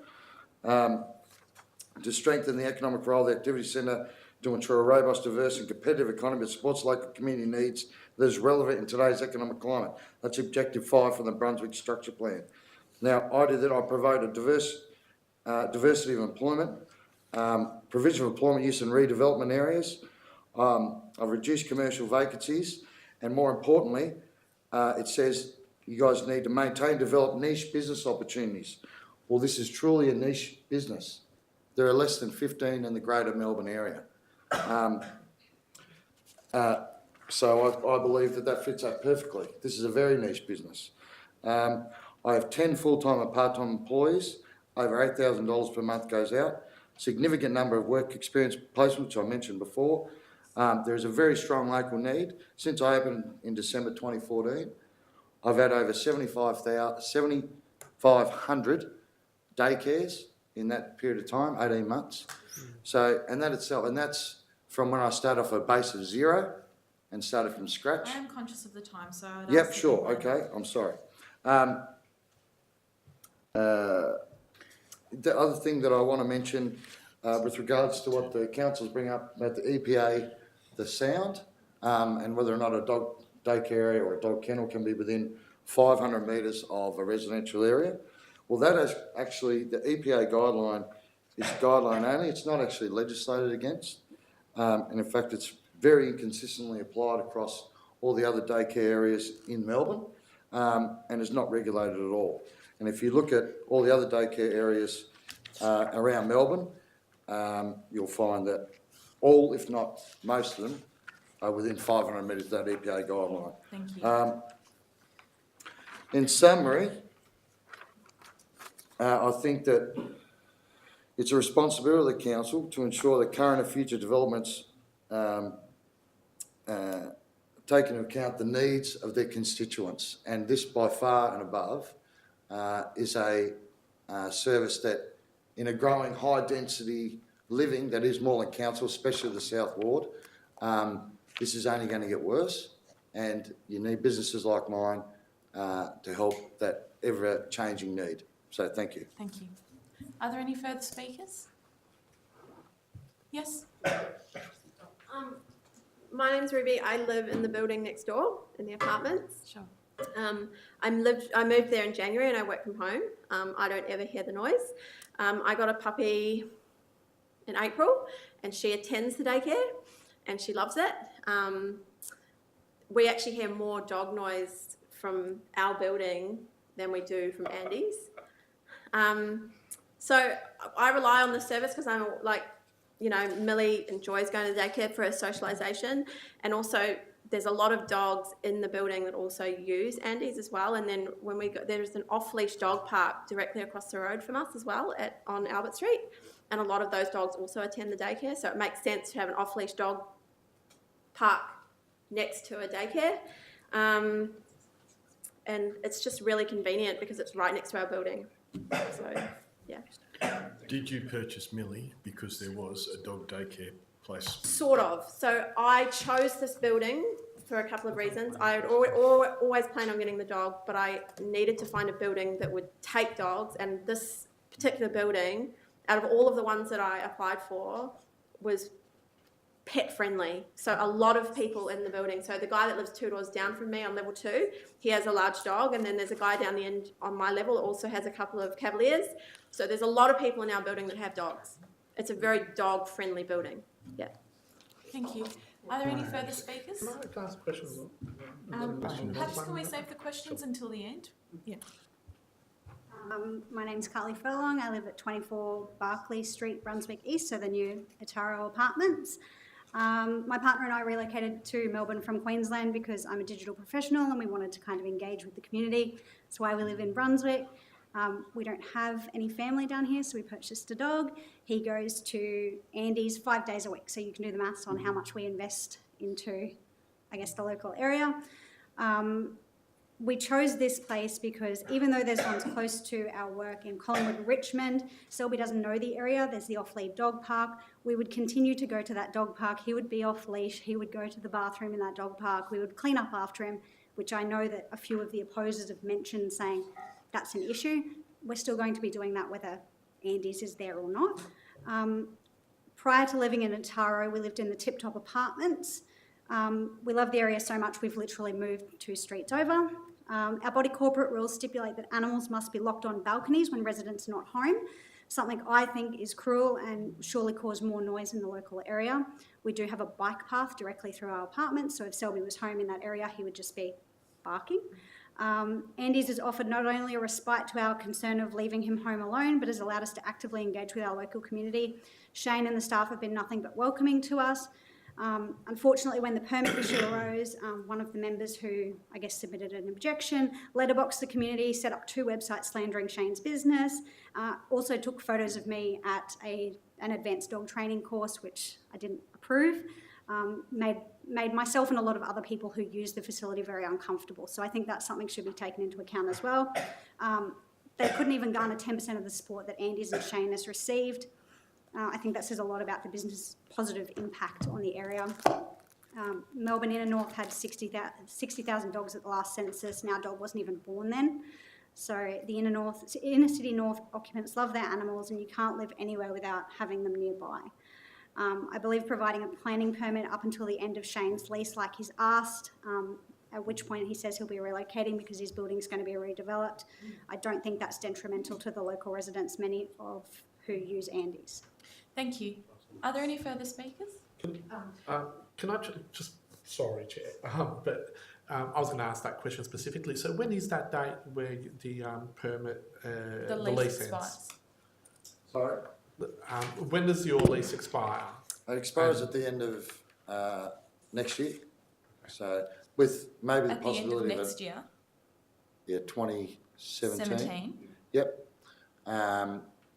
And might go for another 6 months. However, and that's a good question. Yeah, I know it's not a planning question. No. Well, that's interest. However, if I decide that I might want to buy another place within the area, perhaps, just say hypothetically next door, then this would go a great way of helping me get a permit for that place. And I would encourage you to get that permit at the onset as Absolutely. opposed to now, Absolutely. when you should have applied for it back in December 2014. Yes, So and look. We'll move on to the next speaker if there's any further speakers, because that was a question that was meant to be at the end of question time. Thank you. Hi, my name is Vicky McLaughlin. I'm representing myself and my partner Craig Martin. We have an apartment or a townhouse in Albert Street, so about 300 metres from Andy's Doggy Daycare. Our 2-year-old rescue, quite large crossbreed dog is a client. We got her specifically because there was a doggy daycare facility. We live in an apartment with no outdoor area, and we researched first. And there are 2 days that we're both at work, so Grace is in there both of those days. We are also users of Fleming Park. The dog behaviour in the park, we would be going to the park anyway. Everyone is really responsible for their dogs in this community. I've never seen any bad dog behaviour. Everyone cleans up after themselves. I also support the argument that there is actually more noise from the dogs in the apartments next door. The change that Shane has made in the process for pick up and drop off has significantly reduced the noise. And it's a really well-known community business. We all talk about it down at the dog park and recommend Shane's services. We don't know each other's names, but we all know each other's dogs' names. So we are very tight-knit and we're really passionate about it because these are members of our family and we don't have anywhere else for them to go, and this is a well-respected community business. Thank you. Are there any further speakers? Yes? Hi, my name is Nicole Maloney. I am a long-term resident of the area. I currently live at 25 Molesworth Street in Coburg, but since 2008 I lived in Aintree Street, which is also less than 500 metres from the facility. Being a long-term resident, I've witnessed the significant amount of densification and change that's gone on in the area.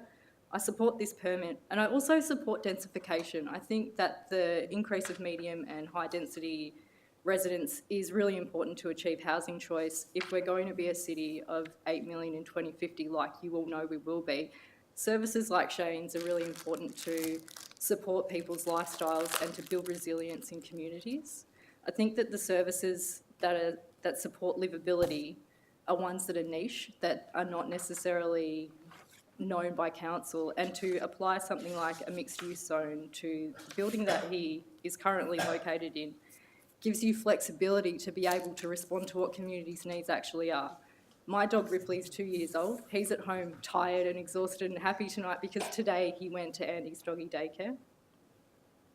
I think at the heart of the issue and the complaint is the noise is of an impact to people's amenity. I'd also like to point out that directly across the road from the daycare facility is a site that's going to have upwards of 600 units. The construction and demolition noise that will be created because of that site far outweighs the noise that is impacted by the dogs. And in summary, I'd like to say that this permit's a challenge to council. It is a challenge to be innovative, to think outside the box, and to allow this use within a mixed use and to respond to the community need. For us, we're all here tonight because we support the business, because we care about our dogs, but we also live in these communities. And for the community to be healthy, these kinds of businesses help us to connect with each other, and the support far outweighs the objection, in my opinion. So I would challenge you to approve the permit, allow him to operate where he is, and have us continue to connect with each other and have happy and healthy dogs in your local area. Thank you. Are there any further speakers? I have a question for the officers. Councillor Hop. Thank you. I have a question for the officers, and it's in relation to the discussion of waste in the report and the observation of the fact that they're currently just using grease bins, such as we provide through council. Has there been any fines or, I guess, implementation of our waste management strategy from our infrastructure department due to the use that has taken place over the last 18 months of those waste bins If you're aware of? So, to my knowledge, I would not know if our waste management department's issued any fines. I can talk in terms of planning, if that's what you're asking me, and I can talk around how planning might deal with waste. Well, I'm really interested in whether there's been enforcement, given that there's been a waste issue for the last 18 months that doesn't address our waste strategy, whether there's been any enforcement of that. Are you aware, or? Why don't we ask Shane whether he's had a fine? Has there been any enforcement of the fact that you're using residential rubbish bins to dispose of kilograms of dog waste a week? The short answer is no, because there's not as much waste as what everyone thinks. It's not overflowing in the bins and creating. There's no odour. There's not too much waste. If I get a permit, I will certainly get a waste management plan in place. But I've put everything off until no, and no one's come and told me anything otherwise. Okay, That's a good question. Councillor Thompson and then Councillor Tappanos. Shane, who is not Andy. Andy's the dog in the top left-hand corner. Right, excellent, thank you. He's no longer with us. Shane, if we were to grant the permit, there are considerable points, such as you've mentioned, acoustic reports that are required and some testing and possible then need to adjust the existing building to be able to meet those acoustic reports. Yep. Waste management, which is obviously something of concern. There are a number of things that sort of need to be done and would need to be done rapidly. There's some contention as to whether you're going to be there for the long term, but it sounds like that is the proposal. The possibility of having a sunset clause on any given permit of perhaps 12 months and then asking you to come back and prove that, one, you've done all of the things that have been asked of, and two, that your business is running as it should be. Mm-hmm. Are they the sort of things that you would be open to? Absolutely. In fact, I welcome it. In fact, as I said to you in my statement before, I've already made significant changes to the process. There are some structural changes that I can make inside to make the noise much less or much more tolerable to the outside, perhaps not inside, but definitely outside. In fact, on the council's report, in the planning of my the plans that I've submitted for my business, you'll see that there is 2 separate areas. And in fact, one of the areas is already insulated. And I just need to make some minor changes to that, and I can maybe house the dogs in there more for more periods, for more time during the day, in which case, you know, there wouldn't be any noise at all that would go to the outside, so. Councillor Tapanos? Thank you. One more question, probably Sure, not, also not related to planning. Yes. But look, I think it's a great business, innovative, great. There's a need out there. That is certainly the case. Are you aware of a previous dog care centre that used to operate in Brunswick on Albert Street? And Look, was that your business as well? That definitely was not my business. I've heard a lot of stories about their business, but I'm in no position to comment on that because I did not know the owners and I never went there. All I can tell you is that, I mean, I could give you 550 people that were happy with my business. If that was not your I business, think that's fine. Yeah, right, okay. And I only ask it because they didn't comply with planning conditions, and I just want to make sure that if planning conditions are imposed, that they will be compliant with, and I'm less likely to give second chances to people who have already sort of breached it. But if that wasn't you, I'm pleased with that. Thank you, Councillor Tapanos. Councillor Kavanagh? Yeah, I've got one question. Yeah, sure. If the application had a limit of 50 dogs on site at any point in time, would that greatly affect your business? Maybe for the growth down the track, yes. However, I'm more than happy to comply with that now, with maybe a view to maybe revisiting that at a later stage if I got perhaps a different premises and made, you know, some significant changes. Yep, that's fair. But I'm happy to cap it at that if that is what it takes. Okay, Sure. thank you very much. Thank you. Is there a motion a councillor would like to move? I'd like to move the recommendation on page 39 of the report. Is there a seconder? I'd like to foreshadow an alternative. I don't have a seconder, so. Yeah. I'll move the alternative as circulated on the white page. Thank you. So Councillor Hopper's motion has lapsed for want of a seconder. Councillor Tapanos has moved a alternative motion and Councillor Kavanagh has seconded. Is there a second? Yes. Yeah, okay, thank you. Can I say I would be very, very, sorry, I'll start again. At first looks, I would have said, no way, it's not in the right zone. And there are residents that are going to come and go, and there will be complaints that arise from it. And ideally, this business, which we do want to operate, should be placed in a different zone. A mixed zone is probably not the right use for it. However, I do recognise the business that it is providing a need, a community need. I go to Fleming Park quite often, and I see that there are a lot of dog owners who do use and frequent the park. It's a very limited open space that we have in that part of Brunswick. There are huge amounts of apartments, and there is a need to have this service. I was a bit disappointed the previous one failed, but at the same time, quite upset at them not dealing with their conditions. So I'm not going to vote to shut down your business today. I want your business to continue. But I do want you to sort of start looking for another site, which is in a more appropriate zone within that vicinity. And therefore, what we've moved today basically gives you 12 months to continue operating. And then at that point, you will need to come back for another permit. I think that will take you through to your lease. It would be ideal that we start moving this business into a more appropriate zone, a more appropriate usage. But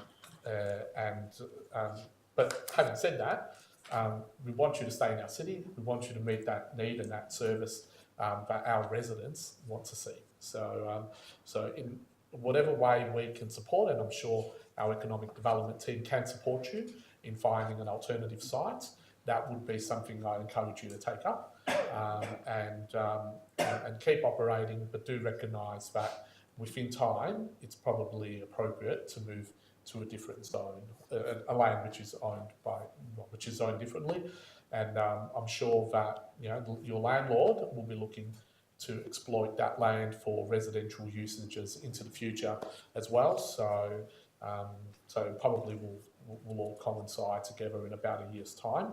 Of course, I mean, officers will explain the process, but you can also come back and apply for another permit at that time as well, and seek an extension or even a permanent basis if plans have changed.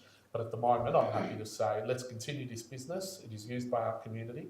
I see the numbers, and it's not a numbers game, but I see the numbers, it's almost 50, well, it's not 50-50, the majority of local residents are in your favour. So I suggest councillors would keep this business running, but also support them in that transition to a more appropriate site. Thank you, Councillor Dapanos. Councillor Kavanagh? Yes, I was the councillor that called it up for a council decision. I spoke to Steve, isn't it? I spoke to Shane, I'm sorry. I spoke to Shane on the telephone, and I did say at that time, I said, I'm happy to call it up, but that doesn't mean you're getting approval. That just means the council has decided. He was fine with that, and actually had a pleasant conversation. And I think tonight you've handled yourself very well too, by the way. And I think it's a fair compromise. I think it's a fair compromise. We don't want to cut you off at this point in time. That's not fair to you. It's not fair to people who use your service. And okay, there's been a bit of an oversight in the past, but we've moved on from that, and we're ready to try and make good with this. So I wish you well, and I hope this is agreeable to you and to your users of the facility. Thank you, Councillor Kavanagh. Are there any further speakers? I'd like to speak against Councillor the Hopper? motion. Look, I want to first strongly emphasise that I don't fail to support the idea of this business. I think this is a wonderful business idea. I'm a pet owner. I live in Brunswick East. I live on Glen Lyon Road, right near where it borders John Street. So, in fact, I'm a neighbour of your business, and I think it's a wonderful idea. Having said that, I'm very conscious of the fact that there is industrial use land directly across Nicholson Street from where you are located. So you are within periphery of land which would be appropriate under the planning scheme for the use to which you are currently putting this land. For me, there is no justifiable reason for permitting this kind of use in a mixed use land when there is other industrial land nearby where you could feasibly operate your business instead, especially given that you are a tenant as opposed to an owner and are therefore in a position of being able to relocate your business to a section of land which zoning permits it. We've just gone through a process at council of reviewing Moreland's industrial land strategy, where we did decide on the future of pockets of land in Brunswick and Brunswick East, as well as across the municipality, and we did decide to retain a lot of industrial land, both in Brunswick East and further to the north of that as well, to try and promote innovative use and business use and industrial use in an area that is becoming heavily residential. And of course, we know that Brunswick East, and this particular pocket of Brunswick East being very much a centre of development, you know that next door or across directly from your business will be a major development of residential use. You know that your current land has been approved for future development for residential use. And as a councillor who sits here tonight to approve matters in relation to the planning law and not in relation to their benefit from an economic development perspective, I need to abide by what is within the planning law, which is that this is a mixed use zone, which is not appropriate for the kind of business that you are currently operating. That's not a comment on whether I think that your business is a good model. I think it's a great model, but I think it should be located across Nicholson Street where there is land that's appropriate for this use and where you don't have direct interface with residential neighbours. I do have significant concern around the waste management issue. As you probably picked up from my question, we are experiencing a pest problem in Brunswick at the moment, and it's been reported on in the local paper. So I do think that the kind of volume of waste that is attracted by 60 dogs in a residential area being put into a standard residential use bin is intensely problematic, and I'm concerned that council hasn't prosecuted that or may not have prosecuted that at this stage. So I do think that a waste management plan, if this permit is to be approved tonight, is of absolute utmost importance. But I won't be supporting it. And again, as a resident of your area, I fully embrace and support the idea of your business. I wish you luck.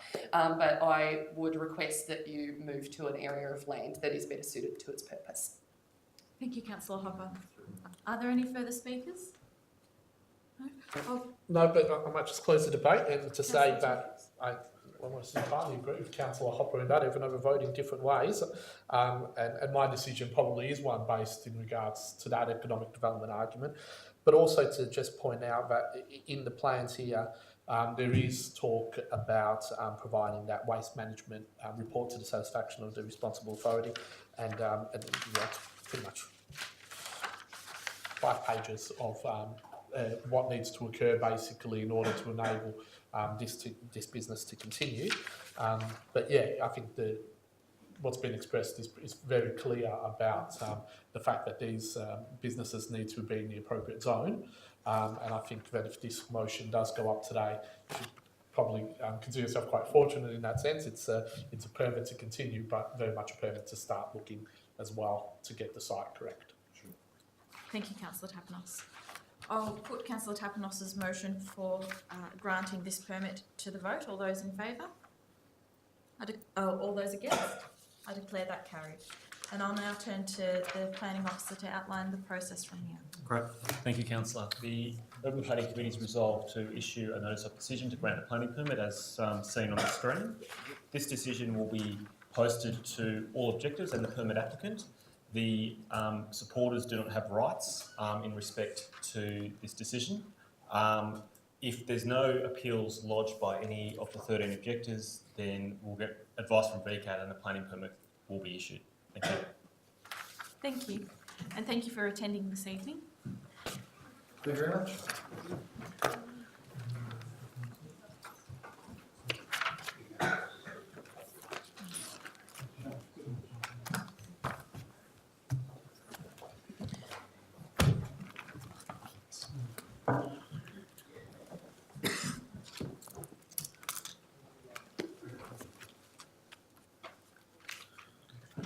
We'll now move on to 528B, Sydney Road, Brunswick, Planning Permit Application MPS 2015-747, DED 5916.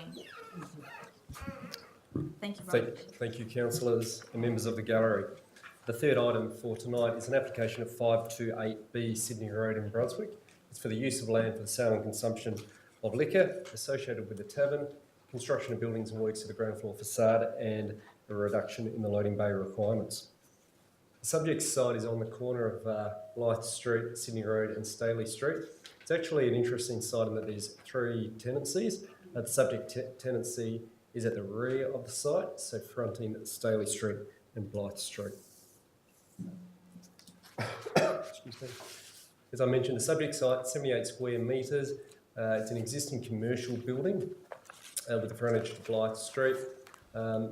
It's previously been occupied, I understand, as a childcare centre, the upper level. There's also an art gallery that's occupied one of the tenancies.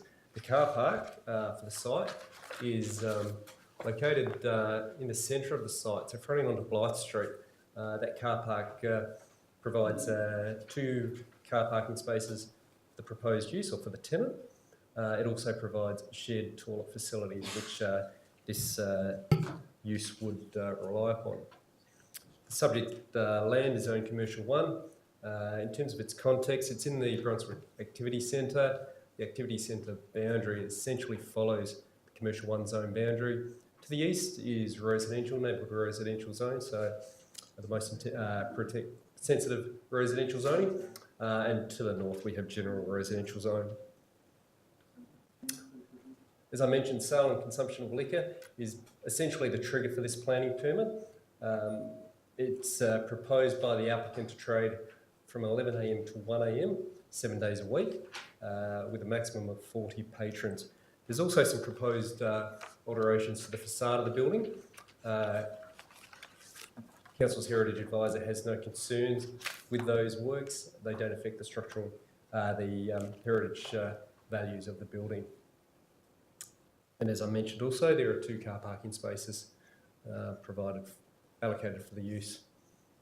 That's the facade. So with the facade, modifying the building, putting in a smoking area inset within the building, the front foyer. Basically, the intention of that is the patrons will smoke within the building as opposed to on the street. In terms of objections, there were 10 objections received, 1 letter of support. There was some conjecture throughout the process in terms of the notice. There was a notice that was erected on site that I understand went missing on several occasions. Council officers advertised the application twice. Excuse me. To neighbours. In total, the second time that notice was given, 41 letters were sent out. The objector concerns, so as I mentioned, 10 objections were received. Consultation was held on the 16th of June. As a consequence of that consultation, the applicant agreed to reduce the hours from 1 a.m. to 11 p.m. The concerns that came out, obviously, any objections, late night trading until 1 a.m, that was one of the key issues, but also this spillover of activities from the premises out onto the street and into the residential context surrounding the property. The recommendation of the officer is to support the proposal, subject to some conditions, obviously restricting patron numbers to 40, limiting the sale and consumption of liquor to 11 p.m, which, as I've mentioned, was agreed at the consultation meeting, limiting the provision of music to background music only, and prohibiting amplified music being played in the smoking area and outside the building for the purpose of protecting the amenity of residents, and prohibiting liquor consumption in the outdoor smoking area. Thank you, councillors. Thank you, Robert. Is there a member of the gallery who wishes to speak in objection to this application? Yes, can I start? Yes, please come forward. Thank you, Robert. Thank you, councillors. You'll get a lot of objections here, and I'm just trying to be brief and cover the field here. Whilst in the commercial zone, we believe this is not part of the activity centre in its nature. It's not connected to Sydney Road in any way.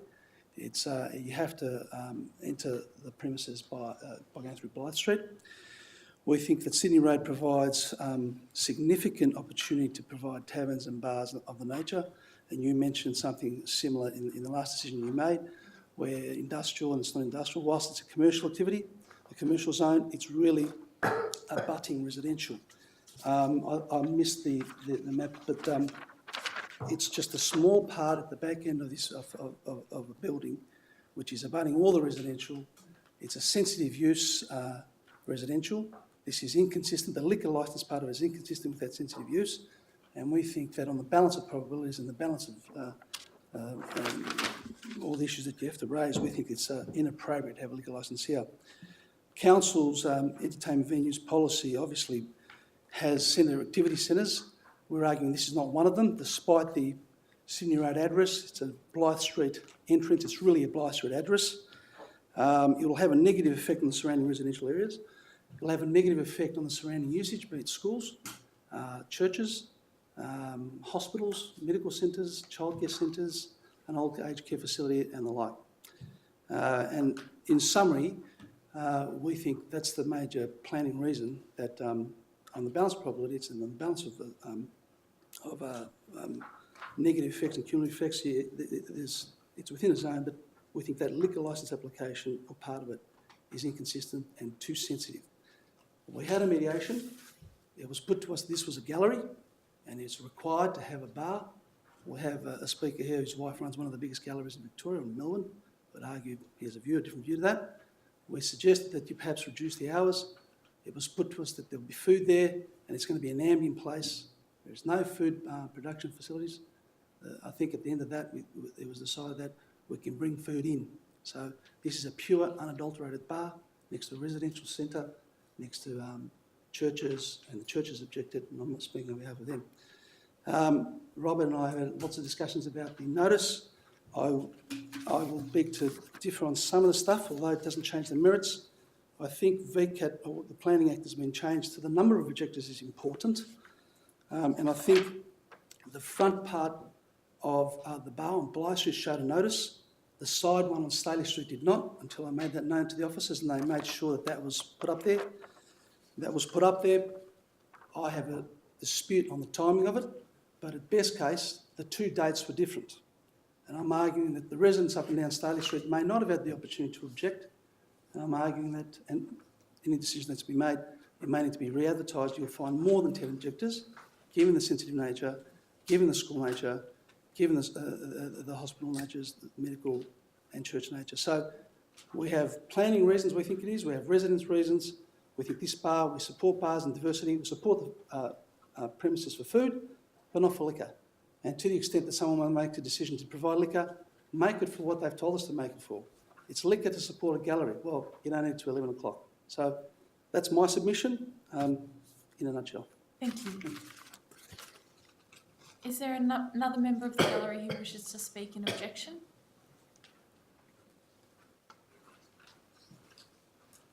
Yes, hello, my name is Kevin Murray from 6 Blythe Street, and my wife Naomi Cass, I think, has been in touch with many of you. She's director of the Centre for Contemporary Photography, and I was director of Craft Victoria for a number of years. And so when this was put to us as an art gallery, we were initially very enthusiastic and thought Brunswick's a thriving artistic community, this would be good. But an art gallery, in our experience, is something which closes at 6 p.m, with occasional openings till 9 p.m. There's no reason for it to be open till 11 p.m. So it didn't seem as though it was fitting within that particular category. But the main issue that we had is that we've been in Blythe Street for more than 20 years. And during this time, we've seen a steady increase in the level of drunkenness in the street. And this is partly to do with the number of bars and taverns that are open in Sydney Road, and it's part of the wear and tear, although we do occasionally, of course, see quite tragic consequences for it in Brunswick. But we do see with that noise, which disturbs our sleep, a general level of concern in going out at night, rubbish in the street, and sometimes damage to property, particularly some of the trees in the nature strip. And this is the wear and tear of living in a big suburb, but to have a bar now coming into our street, and it seems partly an accident of the title that it's in this activity centre, in the sense it's 5 frontages from Sydney Road. It's very much in Blythe Street, and that it leads potentially to a kind of a creep of this level of activity into the domestic area. So we're quite concerned about this and feel quite strongly that such a development should not occur. Thank you. Is there another member from the gallery? Yes, please come forward.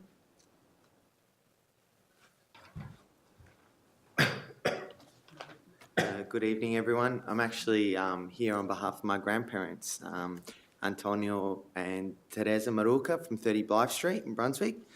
Now, we've got 10 objections, namely residents and also religious members, such as Father Tahasi from the Greek church nearby. And we've got serious concerns about the proposal for the following reasons. So I've walked past the building in question for 25 years, visiting my grandparents. This property is on Blythe Street.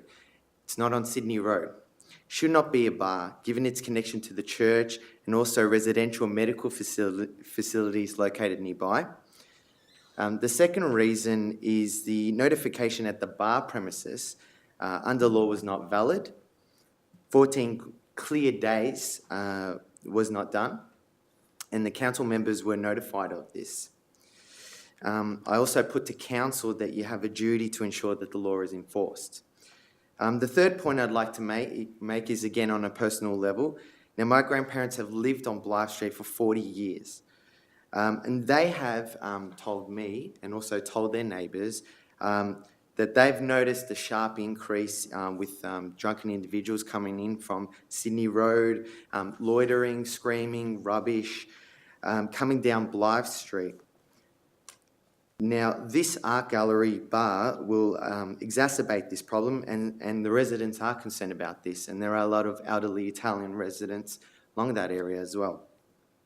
The last point, it's very unusual for an art gallery to have a liquor licence. Now, as you've heard, we've had an art gallery director object on the grounds that it's very unusual for an art gallery to have a liquor licence after 8 p.m.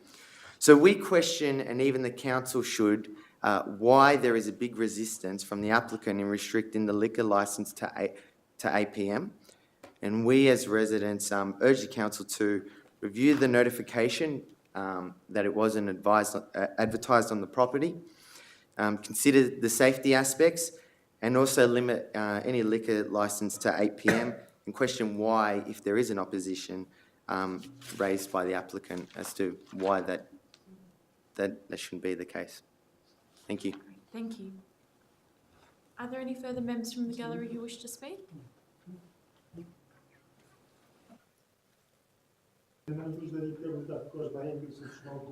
Sure. If they can't speak English at all. You're prepared to interpret? Yes. Yep. Thank you. I've interpreted before, but Well, I will allow you to interpret. It's more appropriate. Which one is the special interpreter? He's keeping a watch on. I'm object this. I'm object this business because it's very close to the public area who is in the intersection of Blythe Street and Stanley Street. In one side it's a house, Residia area. The other side, the Church of the Greek Orthodox Church, St. Vasilios. And a bit further up in the Blythe Street, it's a Greek school who teach the Greek language to the youngest. So, in the corner of the Stanley Street and Blythe Street, it's about 50 meters the church and about 65 to 70 meters the school. Also, this premises is 60 meters from the Sydney Road, and they got the name Sydney Road, and they confuse everybody what's going on with this business, while it's off Sydney Road to the Blythe Street, about 60 meters in the intersection. So, will you please this one, we don't require to have this anathema in that corner, in the school, in the church, and so on. While we got in a 510, we got at another liquor premises. Up to the 540, we got another one. And this one, they come 3 angle in the corner of Blythe Street and Stanley Street. How we can have 3 in about 100 meters? The 3 to including. So I objected. I'm sorry for the people who try to make the business, but we have to avoid the anathema forever. Thank you. And let me put on the record my excellent interpreting services. You did very well. Spoke very well.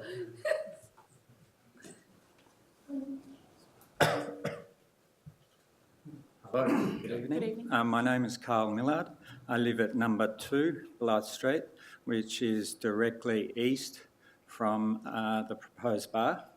I've lived there for 12 years, and since in those years I've noticed that that area is a medical area, and historically it's been a medical area. And I think that the proposed bar could compromise this area and its viability as a medical precinct. Thank you. Thank you. Are there any further speakers? Is there a representative for the applicant or the applicant who wish to speak? Yes. Sorry? Is it okay if we both speak? Yes, just please stand close to the microphone because it's being streamed. Oh, she can come up afterwards. Okay. That's all right. Okay, so my name is Ellie Hunt. I'll be giving a brief outline of the business. So the nature of our business is to offer the local community a art gallery, a coffee shop and a bar.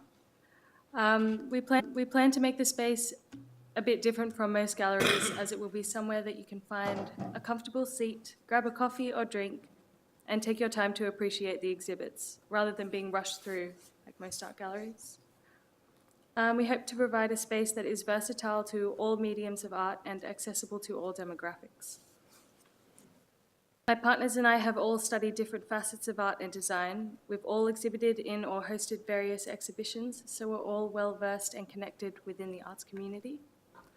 We have 40 years of cumulative experience in hospitality and are more than capable of managing a small operation such as this. This area has a lot of amazing up-and-coming artists who may not get much of an opportunity to exhibit due to spatial restrictions or a lack of technology which we can cater for, things like projection mapping and newer mediums of art.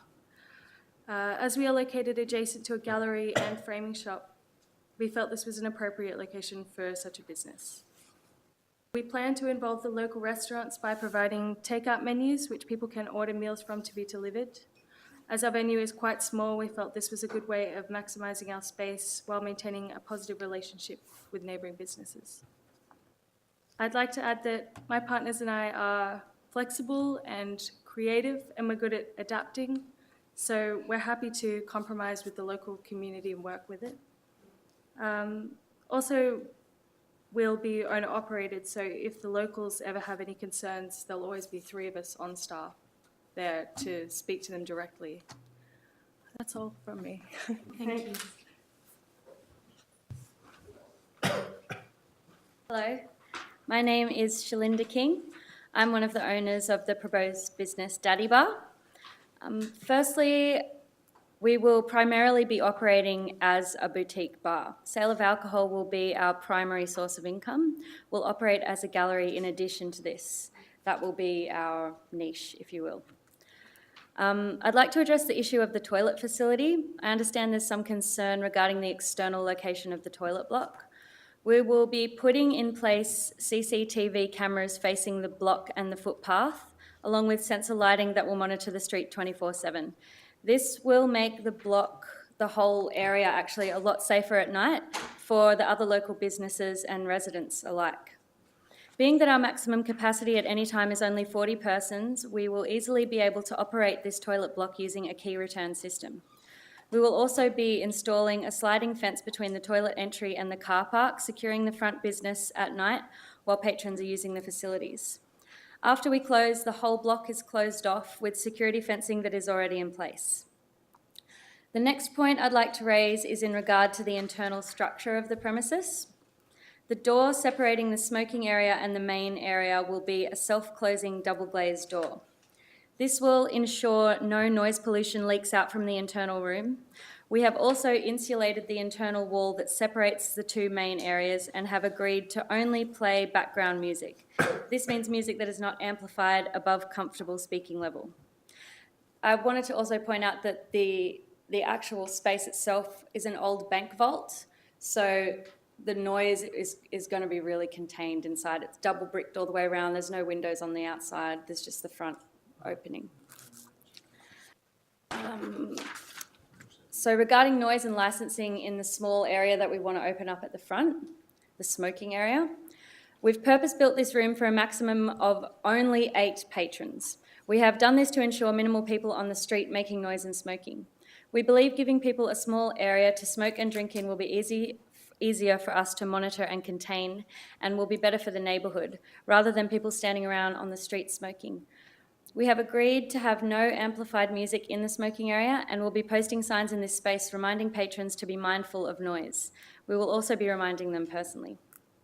Initially, we did go over this already, that we compromised on the time of alcohol sale, so we're happy to sell until 11 p.m. to make our business viable. In saying that, we can arrange perhaps to close the smoking room at an earlier time. However, I believe this will lead to more people smoking on the street. Again, it'll be safer and easier to monitor if the smoking is contained in that front area. One more point I'd like to make is in regard to the heating and cooling system. We have removed the old split system and arranged for a new one to be installed.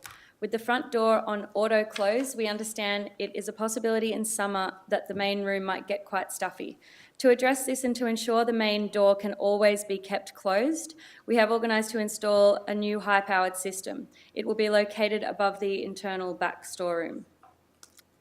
Lastly, I'd like to let you all know Nick, Ellie and I are passionate and experienced owner-operators. We've worked together successfully as a team in the past and have since been developing this dream of ours for over 2 years. We want to assure you all that we will be putting our best effort into making our business a safe, comfortable, pleasant space for everyone in the local community to enjoy for a long time to come. Thanks. Thank you. Councillor, would you ask a legal question? Yes, I will allow questions. Robert, you made a point about some car parks being available. The only question I was going to ask, I wasn't aware of that. Are those car bays part of the lease, and are they part of the lease for the period? Okay, so just for the benefit of the audience at home, the question was in relation to the car spaces and whether or not they're part of a lease. For the period of the licence from 11 to 11. Right. Okay. Yes, Robert? That question might actually be best answered by the permit applicant, knowing all the details of the lease. I mean, we've worked on the information provided to us, which has indicated that there are two spaces provided for the tenant. But certainly the applicant may wish to clarify. Certainly. Do you wish to answer the question? So they are part of the lease. Right. Are there any questions from councillors? Councillor Hopper? Thank you. I have two questions. My question is in relation to the outdoor smoking area and its size. So this, I don't know whether this is best directed to the officer or to the applicant. Is the size of the allocated smoking area sufficient that one could locate a portaloo or similar structure in that space? No? It's really small. Like I said, it's maximum 8 people. Okay. And that's all squished together. It's like a... It's just not clear from the diagrams of it, and my computer's died, so that's good. The meters. Around it in a wall and along the outer wall of one side. So it's like an L-shaped seating. Okay. Yeah. Okay. This side has no. All right. Actually, I have 3 questions. Sorry, that was a fib. My next question is, I'm looking I'm trying to get a grasp of the liquor licensing law, because obviously we work more prominently within the planning law, and so my familiarity isn't as strong. I'm looking at, for example, the Queensland liquor licensing law, and that specifically states that liquor licensees have a legal obligation to provide a safe environment for patrons, staff, and the areas surrounding their licensed premises. Is that something which also comes into the Victorian liquor licensing law, or? Thank you, Robert. If you're able to answer that. Thank you, councillors. Look, in terms of, obviously there's 2 processes. So there's a planning application, and then there's the permit that's required through liquor licensing, or the Victorians VCGLR, as they're known, and so they consider part of that. In terms of the spillover and the impacts on the wider area. Well, I'm sort of thinking more people accessing a toilet. So safety of patrons accessing a toilet that's outside the property. Look, in terms of that consideration, I don't think the VCGLR goes into that much detail. So it's not part of what we're considering tonight? So the scope of what we're considering by way of a planning permit is for the waiver of the loading bay and for the sale and consumption of liquor. So the fact is, probably to put it into comparison, Councillor Hopper, if it was a cafe without the sale of alcohol, because of the zone of land is commercial 1 zone, they could actually set up a cafe without a planning permit, 24/7. And directly. So just putting that into context. Yeah, okay. No, that's great context, thank you. Maybe, Councillor, through the chair, Yes. if I could assist, there's a number of overlapping pieces of legislation here. Yeah. I do believe the location of facilities for the use are within the discretion of council's consideration of the planning permit application. Right.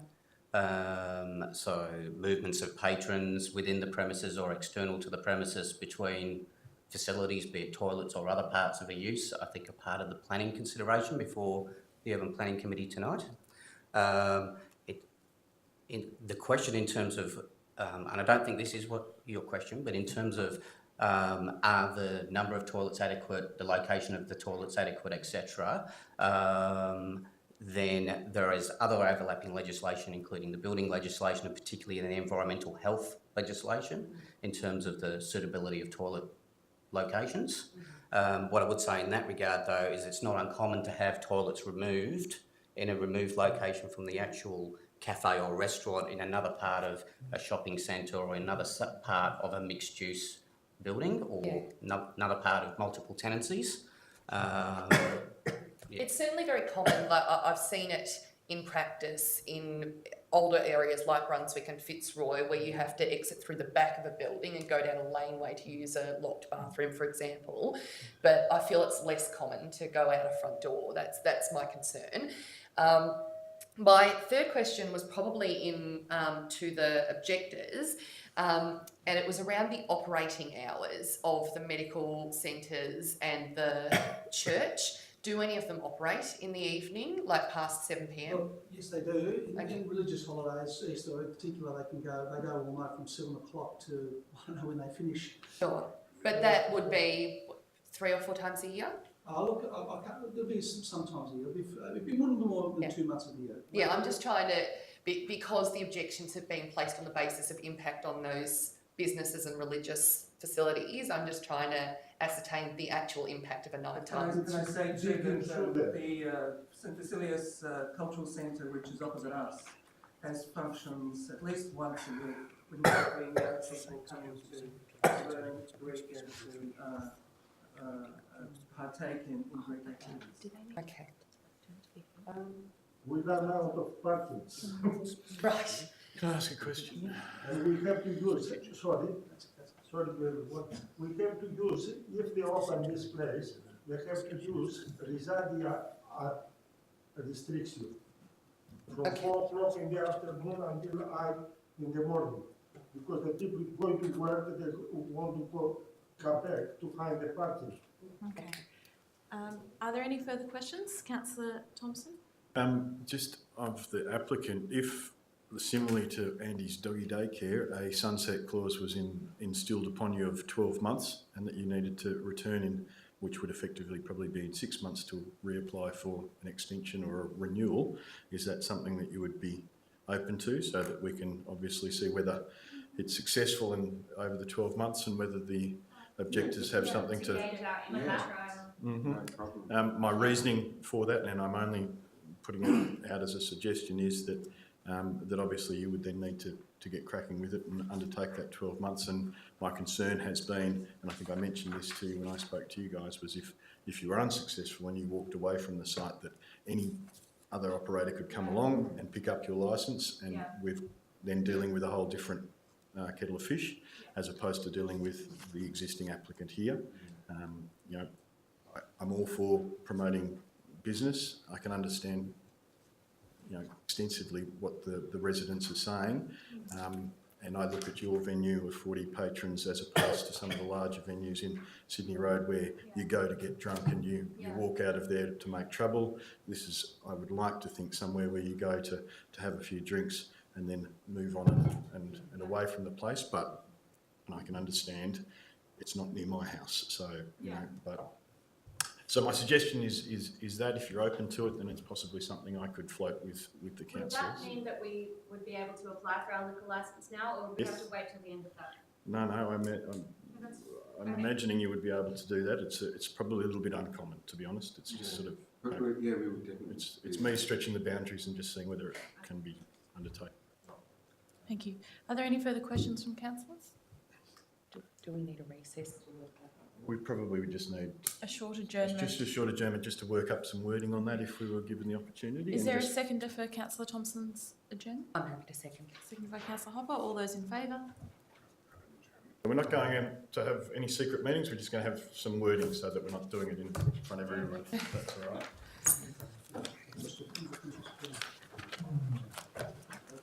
In Moreland, we're all about the good times. At Council, we bring you free events and festivals, from our smaller, intimate community celebrations to our large-scale premier events. We've got your social calendar booked all year round.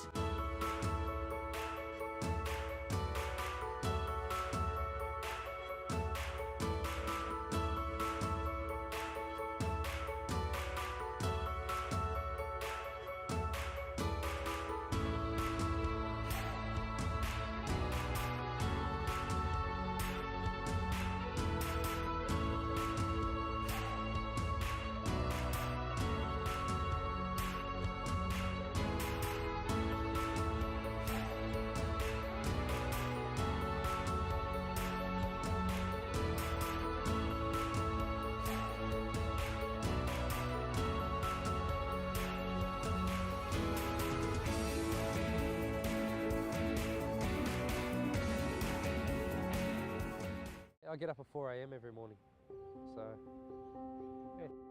Hi, I'm Keith. I work for Moreland City Council. I'm a side load operator, and essentially, I'm a garbo. Normally stop off at 7-Eleven to get a coffee in the morning, then yeah, head out at 5:30, start the run. One resident that I pick up from, he's always thankful, he's always there every morning, like every time I come around. Yeah, mate. How you going, buddy? Good day. You know, so it makes you happy when you see that. If you can make their day happy, it makes your day better. You meet a lot of residents from different backgrounds. It's good. I like meeting new people. It's warming. We're not doing anything wrong. We're not trying to make your life difficult by moving the bin.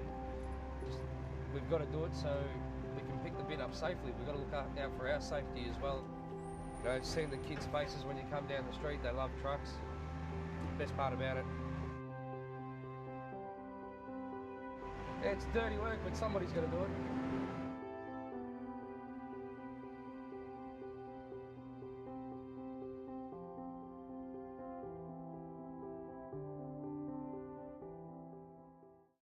I'm Dorothy and I'm 90 years old. Yes, I like to be independent, but well, you can't be independent all the time, can you?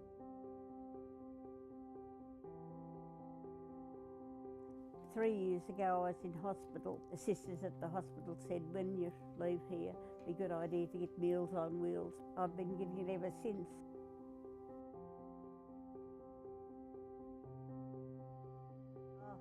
I've made some lovely friends with the girls that come with the meals. Good morning. Good morning. Your hair looks good. I have it set every Wednesday. Beautiful. But they are lovely and they're very caring. And if I'm not feeling well, then I know the meals are still coming. The quality is very good. They're always nice and fresh. Getting the meals delivered was very easy. I had it within a few days. I love me desserts. I've got roast beef today. That looks lovely, doesn't it? Well, I don't think I could manage without the Meals on Wheels.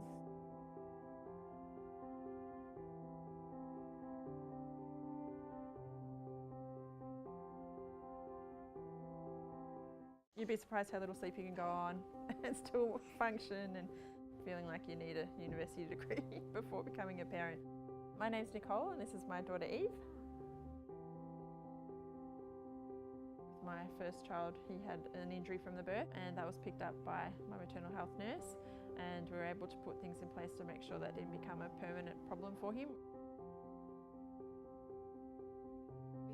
think about the feed, play, sleep pattern. It's a big trust thing that you're relying on them to make sure everything's going well and to pick up anything that isn't, and they've done that for me, so it's been great. I've had a lot of problems with breastfeeding. The clinic is set up here to drop in, and they slotted me in for that, for some support there. How to bath, how to feed, what the sleep schedule should be, whether they're thriving or not. All those little details that you've got no idea about. If I didn't have this service, I think I would have had a lot more insecurities about raising my children. I would have been missing that sort of peace of mind. I love helping parents to adjust to this new exciting role of parenting.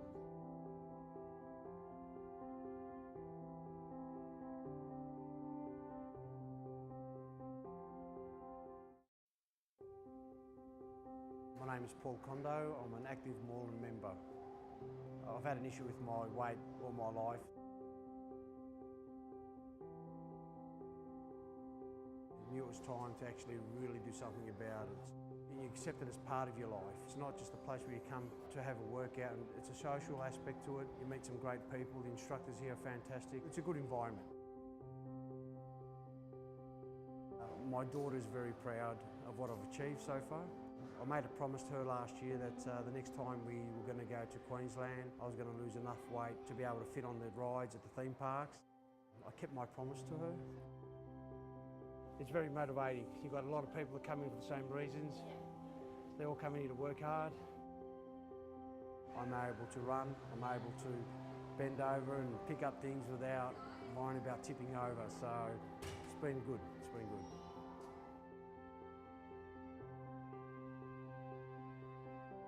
Thank you for your patience. I'll just now call for a motion to reopen the meeting. So moved. Moved by Councillor Hopper, seconded by Councillor Kavanagh. All those in favour? Declare that carried.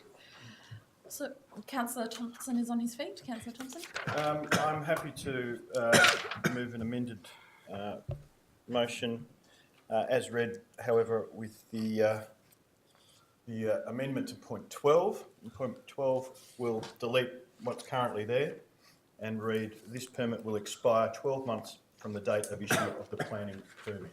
If I have a seconder, I'll speak to it. Seconded. Seconded by Councillor Hopper. Councillor Thompson. Thank you, Councillor Hopper.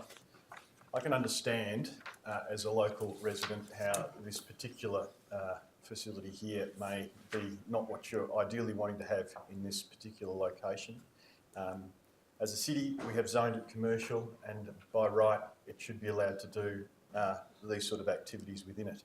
I can think of far worse things that could happen. For example, the whole corner could be demolished, and a pub or a nightclub could spring up and be built from the ground up and turn it into a god-awful facility. Here is an existing building that, as was mentioned, is an old bank safe, which we're taking advantage of. It's a very small particular location, and we're looking at 40 patrons. In my mind, that's the sort of thing that we do want to have at the periphery of our commercial zones. I, unlike perhaps my younger councillors here, don't like going to some of those bigger venues, Penny Black and others, and these are the sort of places that I probably would possibly go and frequent and have a few drinks after work and have a look at a little bit of art, and hopefully that's exactly what's going to happen here.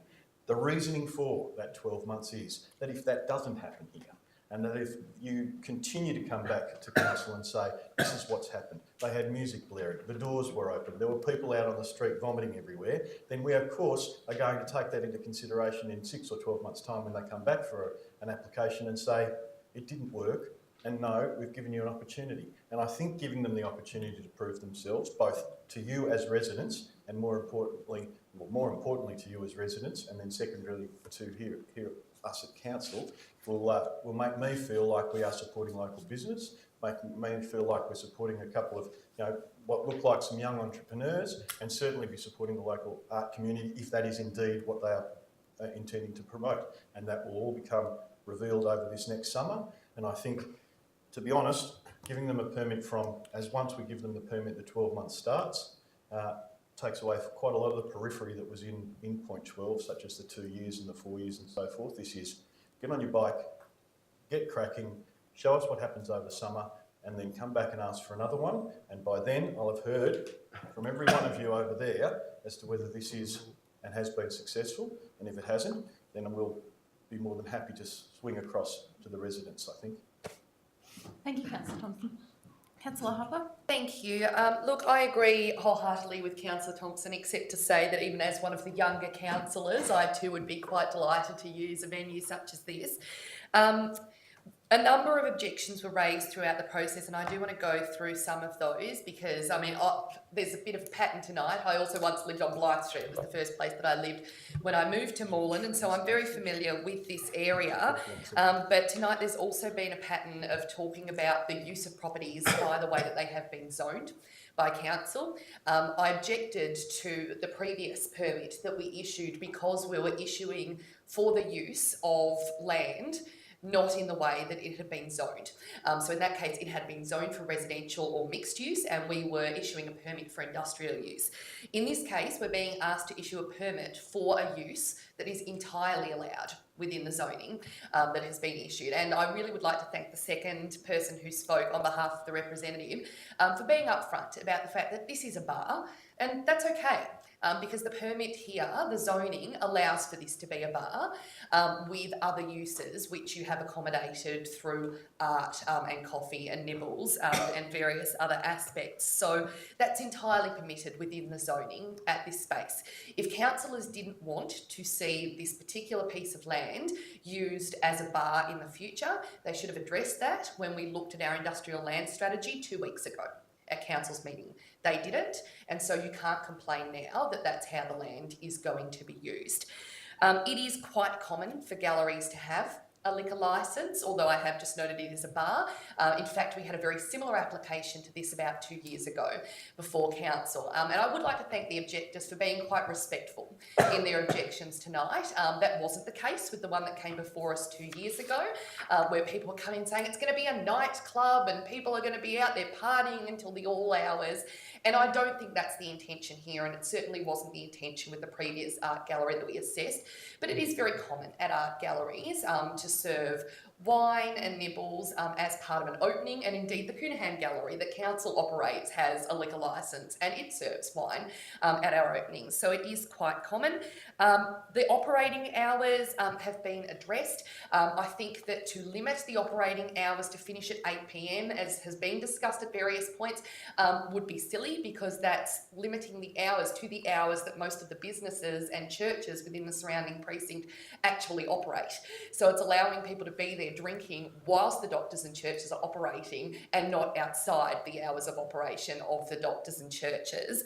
My sole concern with this application is the location of the toilet, and you probably got that from my question. It's clear that given the building and its capacity, there isn't a way to put a toilet into the facility, but I do ask you to be very conscious of that, and I note that by including extra lighting and CCTV, you are attempting to go down that path. At the next council meeting, I will suggest that we potentially speak to the state government around incorporating more aspects around how businesses can ensure safety for things like toilets off-site, because I'm not sure that that is sufficiently encompassed within our current liquor licensing laws in the way that it is in other states. But that's an overview of why I'm supporting this motion tonight, and I wish you all the best, and to the objectors, thank you for being respectful and living in Brunswick. Thank you, Councillor Hopper. Are there any further speakers? Councillor Kavanagh? I want to speak against the motion, and I foreshadow that if it's not successful, I'll be moving an alternative for refusal. It's not the, I mean, I understand what the applicants are about, and I have no problem with that, but I do have a problem with this particular site. I do think, yes, it is a bit of an anomaly. Yes, it is a Sydney Road address, that's correct, but the fact is that it doesn't border Sydney Road. It borders Blythe Street and it borders Stanley Street, and I think that is an anomaly. And I think the fact that it is enclosed and that people have to walk out on the public street down to go to the toilet, I think that is a real issue. I think that is a loss of amenity that is not acceptable. I really do. And that's the only reason I'll be voting against it. They had internal access for the toilets, and they did. know it's in a Sydney Road address, but if they actually face Sydney Road, then I'd say that's what comes with the amenity. But on those 2 points, the fact that yes, it's a Sydney Road address, but it doesn't actually face Sydney Road, and the fact that people have to walk outside, 10:30 at night, and go on a public spot down a walkway and go into a toilet, a locked facility, a toilet. I have a problem with that. Thank you, Councillor Kavanagh. Councillor Tapanos? Thank you, councillors. I'm also speaking against and supportive of the alternative, and do agree with what's been said around the room. Firstly, can I say it is a great business. I think it's a great idea and it worked really well in Brunswick. I don't think this is the right location for it. And I think there are ample vacant premises that could be rented on Sydney Road that would really suit what you're trying to do and even enable a greater patronage of people being able to attend. So I would like to encourage you to take that option instead, considering you're only leasing. But I do think that although the zone does allow this usage, we need to consider other things beyond what zone it actually is in. We have a right also to consider the amenity impacts that will be caused to the residents that are abutting this zone. It is true that when you're in a particular zone and you're right in the middle of that zone, it's slightly different to being on the edge of that zone, to being on the interface. So right across the road, we have residential 1, or neighbourhood residential zone. So I expect that residence should have a greater amenity, and that includes noise and patrons and litter and all of that was mentioned, than the resident that lives above Sydney Road. So I think we do need to consider those factors. We do need to consider how people are going to be coming and going from the venue. Some of the biggest complaints I receive about our liquor licence venues, and I'm talking about the big ones, but also some of the smaller ones, is about patron movements, how patrons leave the venue, talking, being intoxicated sometimes, and sometimes loiter out the front, don't move on, stay there having a cigarette on the street, keep talking. In fact, these are so problematic in some of our venues that we are selling a council car park to remove the car park from one of the major venues on Sydney Road because it's a place where people loiter after leaving that venue. I don't want to see that occur and have residents on Blythe Street wanting to move out because people are sitting on their front fence at 11, 11:30, 12, sometimes not moving on for over an hour. So I think it is too much, councillors, to ask for those residents, many of them who have lived there for many, many years, to now expect that a bar, even a small bar, will be right adjacent, a few metres away from their bedrooms, a few metres away from the residential property. I think that is too much. I think that is what we really need to consider here. Not the zone allows it, sure, but it is that amenity impact for residents that we need to make the decision. And I wouldn't want to live there. I know, because I hear it from residents every day who live behind Sydney Road, and I say, you live in an activity centre and this venue is on Sydney Road. Now we're saying, let's move the venue right next to their house. Let's move the venue basically off Sydney Road and into the side street. If we start doing that, where will it stop? Are we going to start seeing these similar venues come off all of the streets off Sydney Road just because the zone allows it? I think we really want to concentrate night venues on Sydney Road and in the centre of the activity centres, not on the periphery, where too many problems will be associated with residential amenity. So I urge councillors to vote this down, and I urge the applicant to really have a look at a more appropriate location, and there are many, and once more, I'll put the offer out there from our economic development team. You can contact them and we'll help you find a venue where you can not only meet your aspirations here, but even exceed them. But I don't think this is the right place. Thank you, Councillor Kapanos. I'll put Councillor Thompson's motion to the vote. All those in favour? All those against? I declare that carried. Can I have a division on that? Yes, Councillor Tapanos has called for a division, so I'll ask councillors to raise their hands again for those who voted in favour. Thompson, Davidson and Hopper.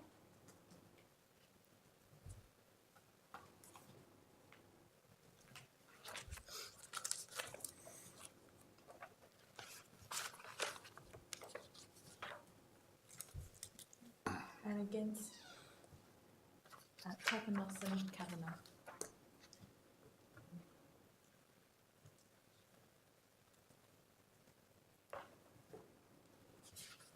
Thank you. I'll now turn to the planning officer to outline the legal process from here. Thank you, councillors. The Urban Planning Committee has decided to issue a notice of decision to grant a planning permit subject to the alternative recommendation put before the council this evening. All parties will receive a copy of the notice of decision. Objectors will have 21 days in which to lodge an appeal against the decision with VCAD. The permit applicant will have 60 days in which to appeal any condition contained within the permit. Thank you, Robert. Thank you. We'll now turn to the final item on our agenda this evening, which is lot 23/19 Urquhart Street in Coburg. It's the referral of the Heritage Victoria application, DD 6016.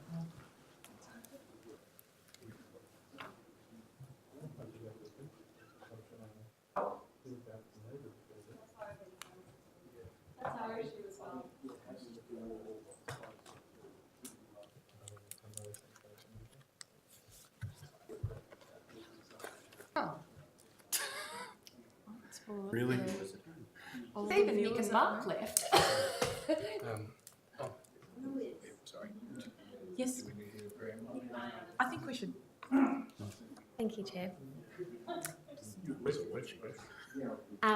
The matter before Council is a referral of a heritage permit application for 38 townhouses at 3 storeys, some with rooftop terraces, shops at ground level and modification to bluestone wall. The site is actually just across from council offices and is located within an activity centre. The site is to the immediate south of the D Division historic building that was part of the former Pentridge prison. The proposal has been lodged with Heritage Victoria, who consider proposed works on land within the Victorian Heritage Register, and Heritage Victoria have advised Council that the application has been made to them. They have sought Council's advice as to whether or not the application is consistent with Council's policies and if it adjoins another significant heritage place. Up on screen is the ground floor of the proposal, which illustrates that there are a number of dwellings to front Urquhart Street and the eastern boundary of the lot, and also dwellings proposed within the former exercise yards south of the D Division building. The next slide illustrates a perspective of the townhouses when viewed from Urquhart Street and the intersection of Elm Grove. Council officers have already provided a response to Heritage Victoria because only 14 days is allowed for Council's response.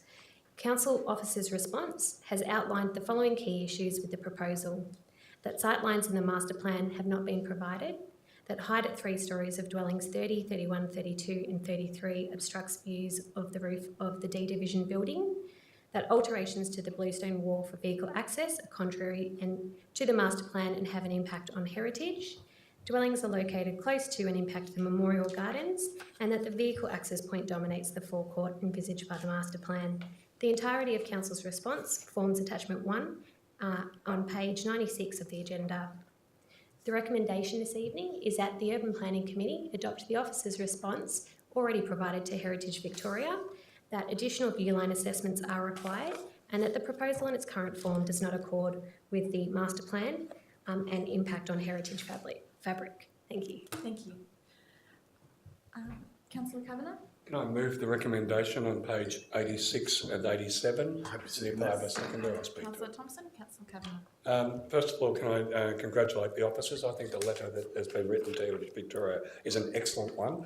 I think it points out all the concerns, it summarises concerns that at different points in time have been raised by councillors regarding the application, and in fact includes some that I wasn't even aware of, including it being inconsistent with the car parking being at grade. Right? I think it's an excellent letter, and I think it's worth pointing out to if there's anyone watching that that's on this particular application, all we've been asked for is an opinion, right? And the Heritage Victoria can either take council's position on board or can ignore it. Very much in the same way that when we ask for objectors to applications. Councillors can concur with the objectors, or they can say, no, I'm hearing your objection, but I still think that this should go ahead. I want to make this point, and it's a little bit of this committee has had a lot of Pentridge decisions, but in some ways it's had very few because many of them have been taken out of council's control.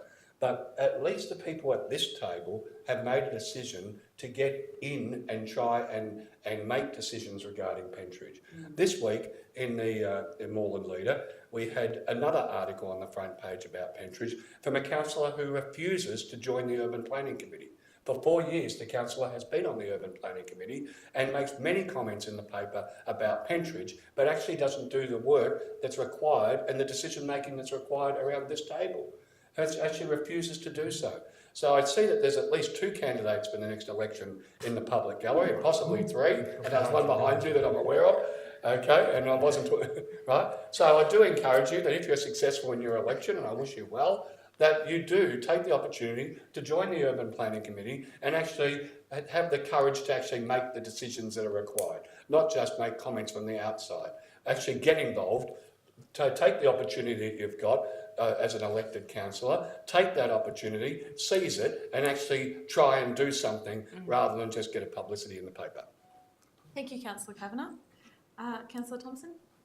No, I think that's been well summed up. Thank you. Well, Councillor, I'm going to speak because I can't help myself, but also get in on the have a go at particular councillors. And I'm glad we have a ward councillor here, making the decision on behalf of the residents around these applications, and that's how the system should be.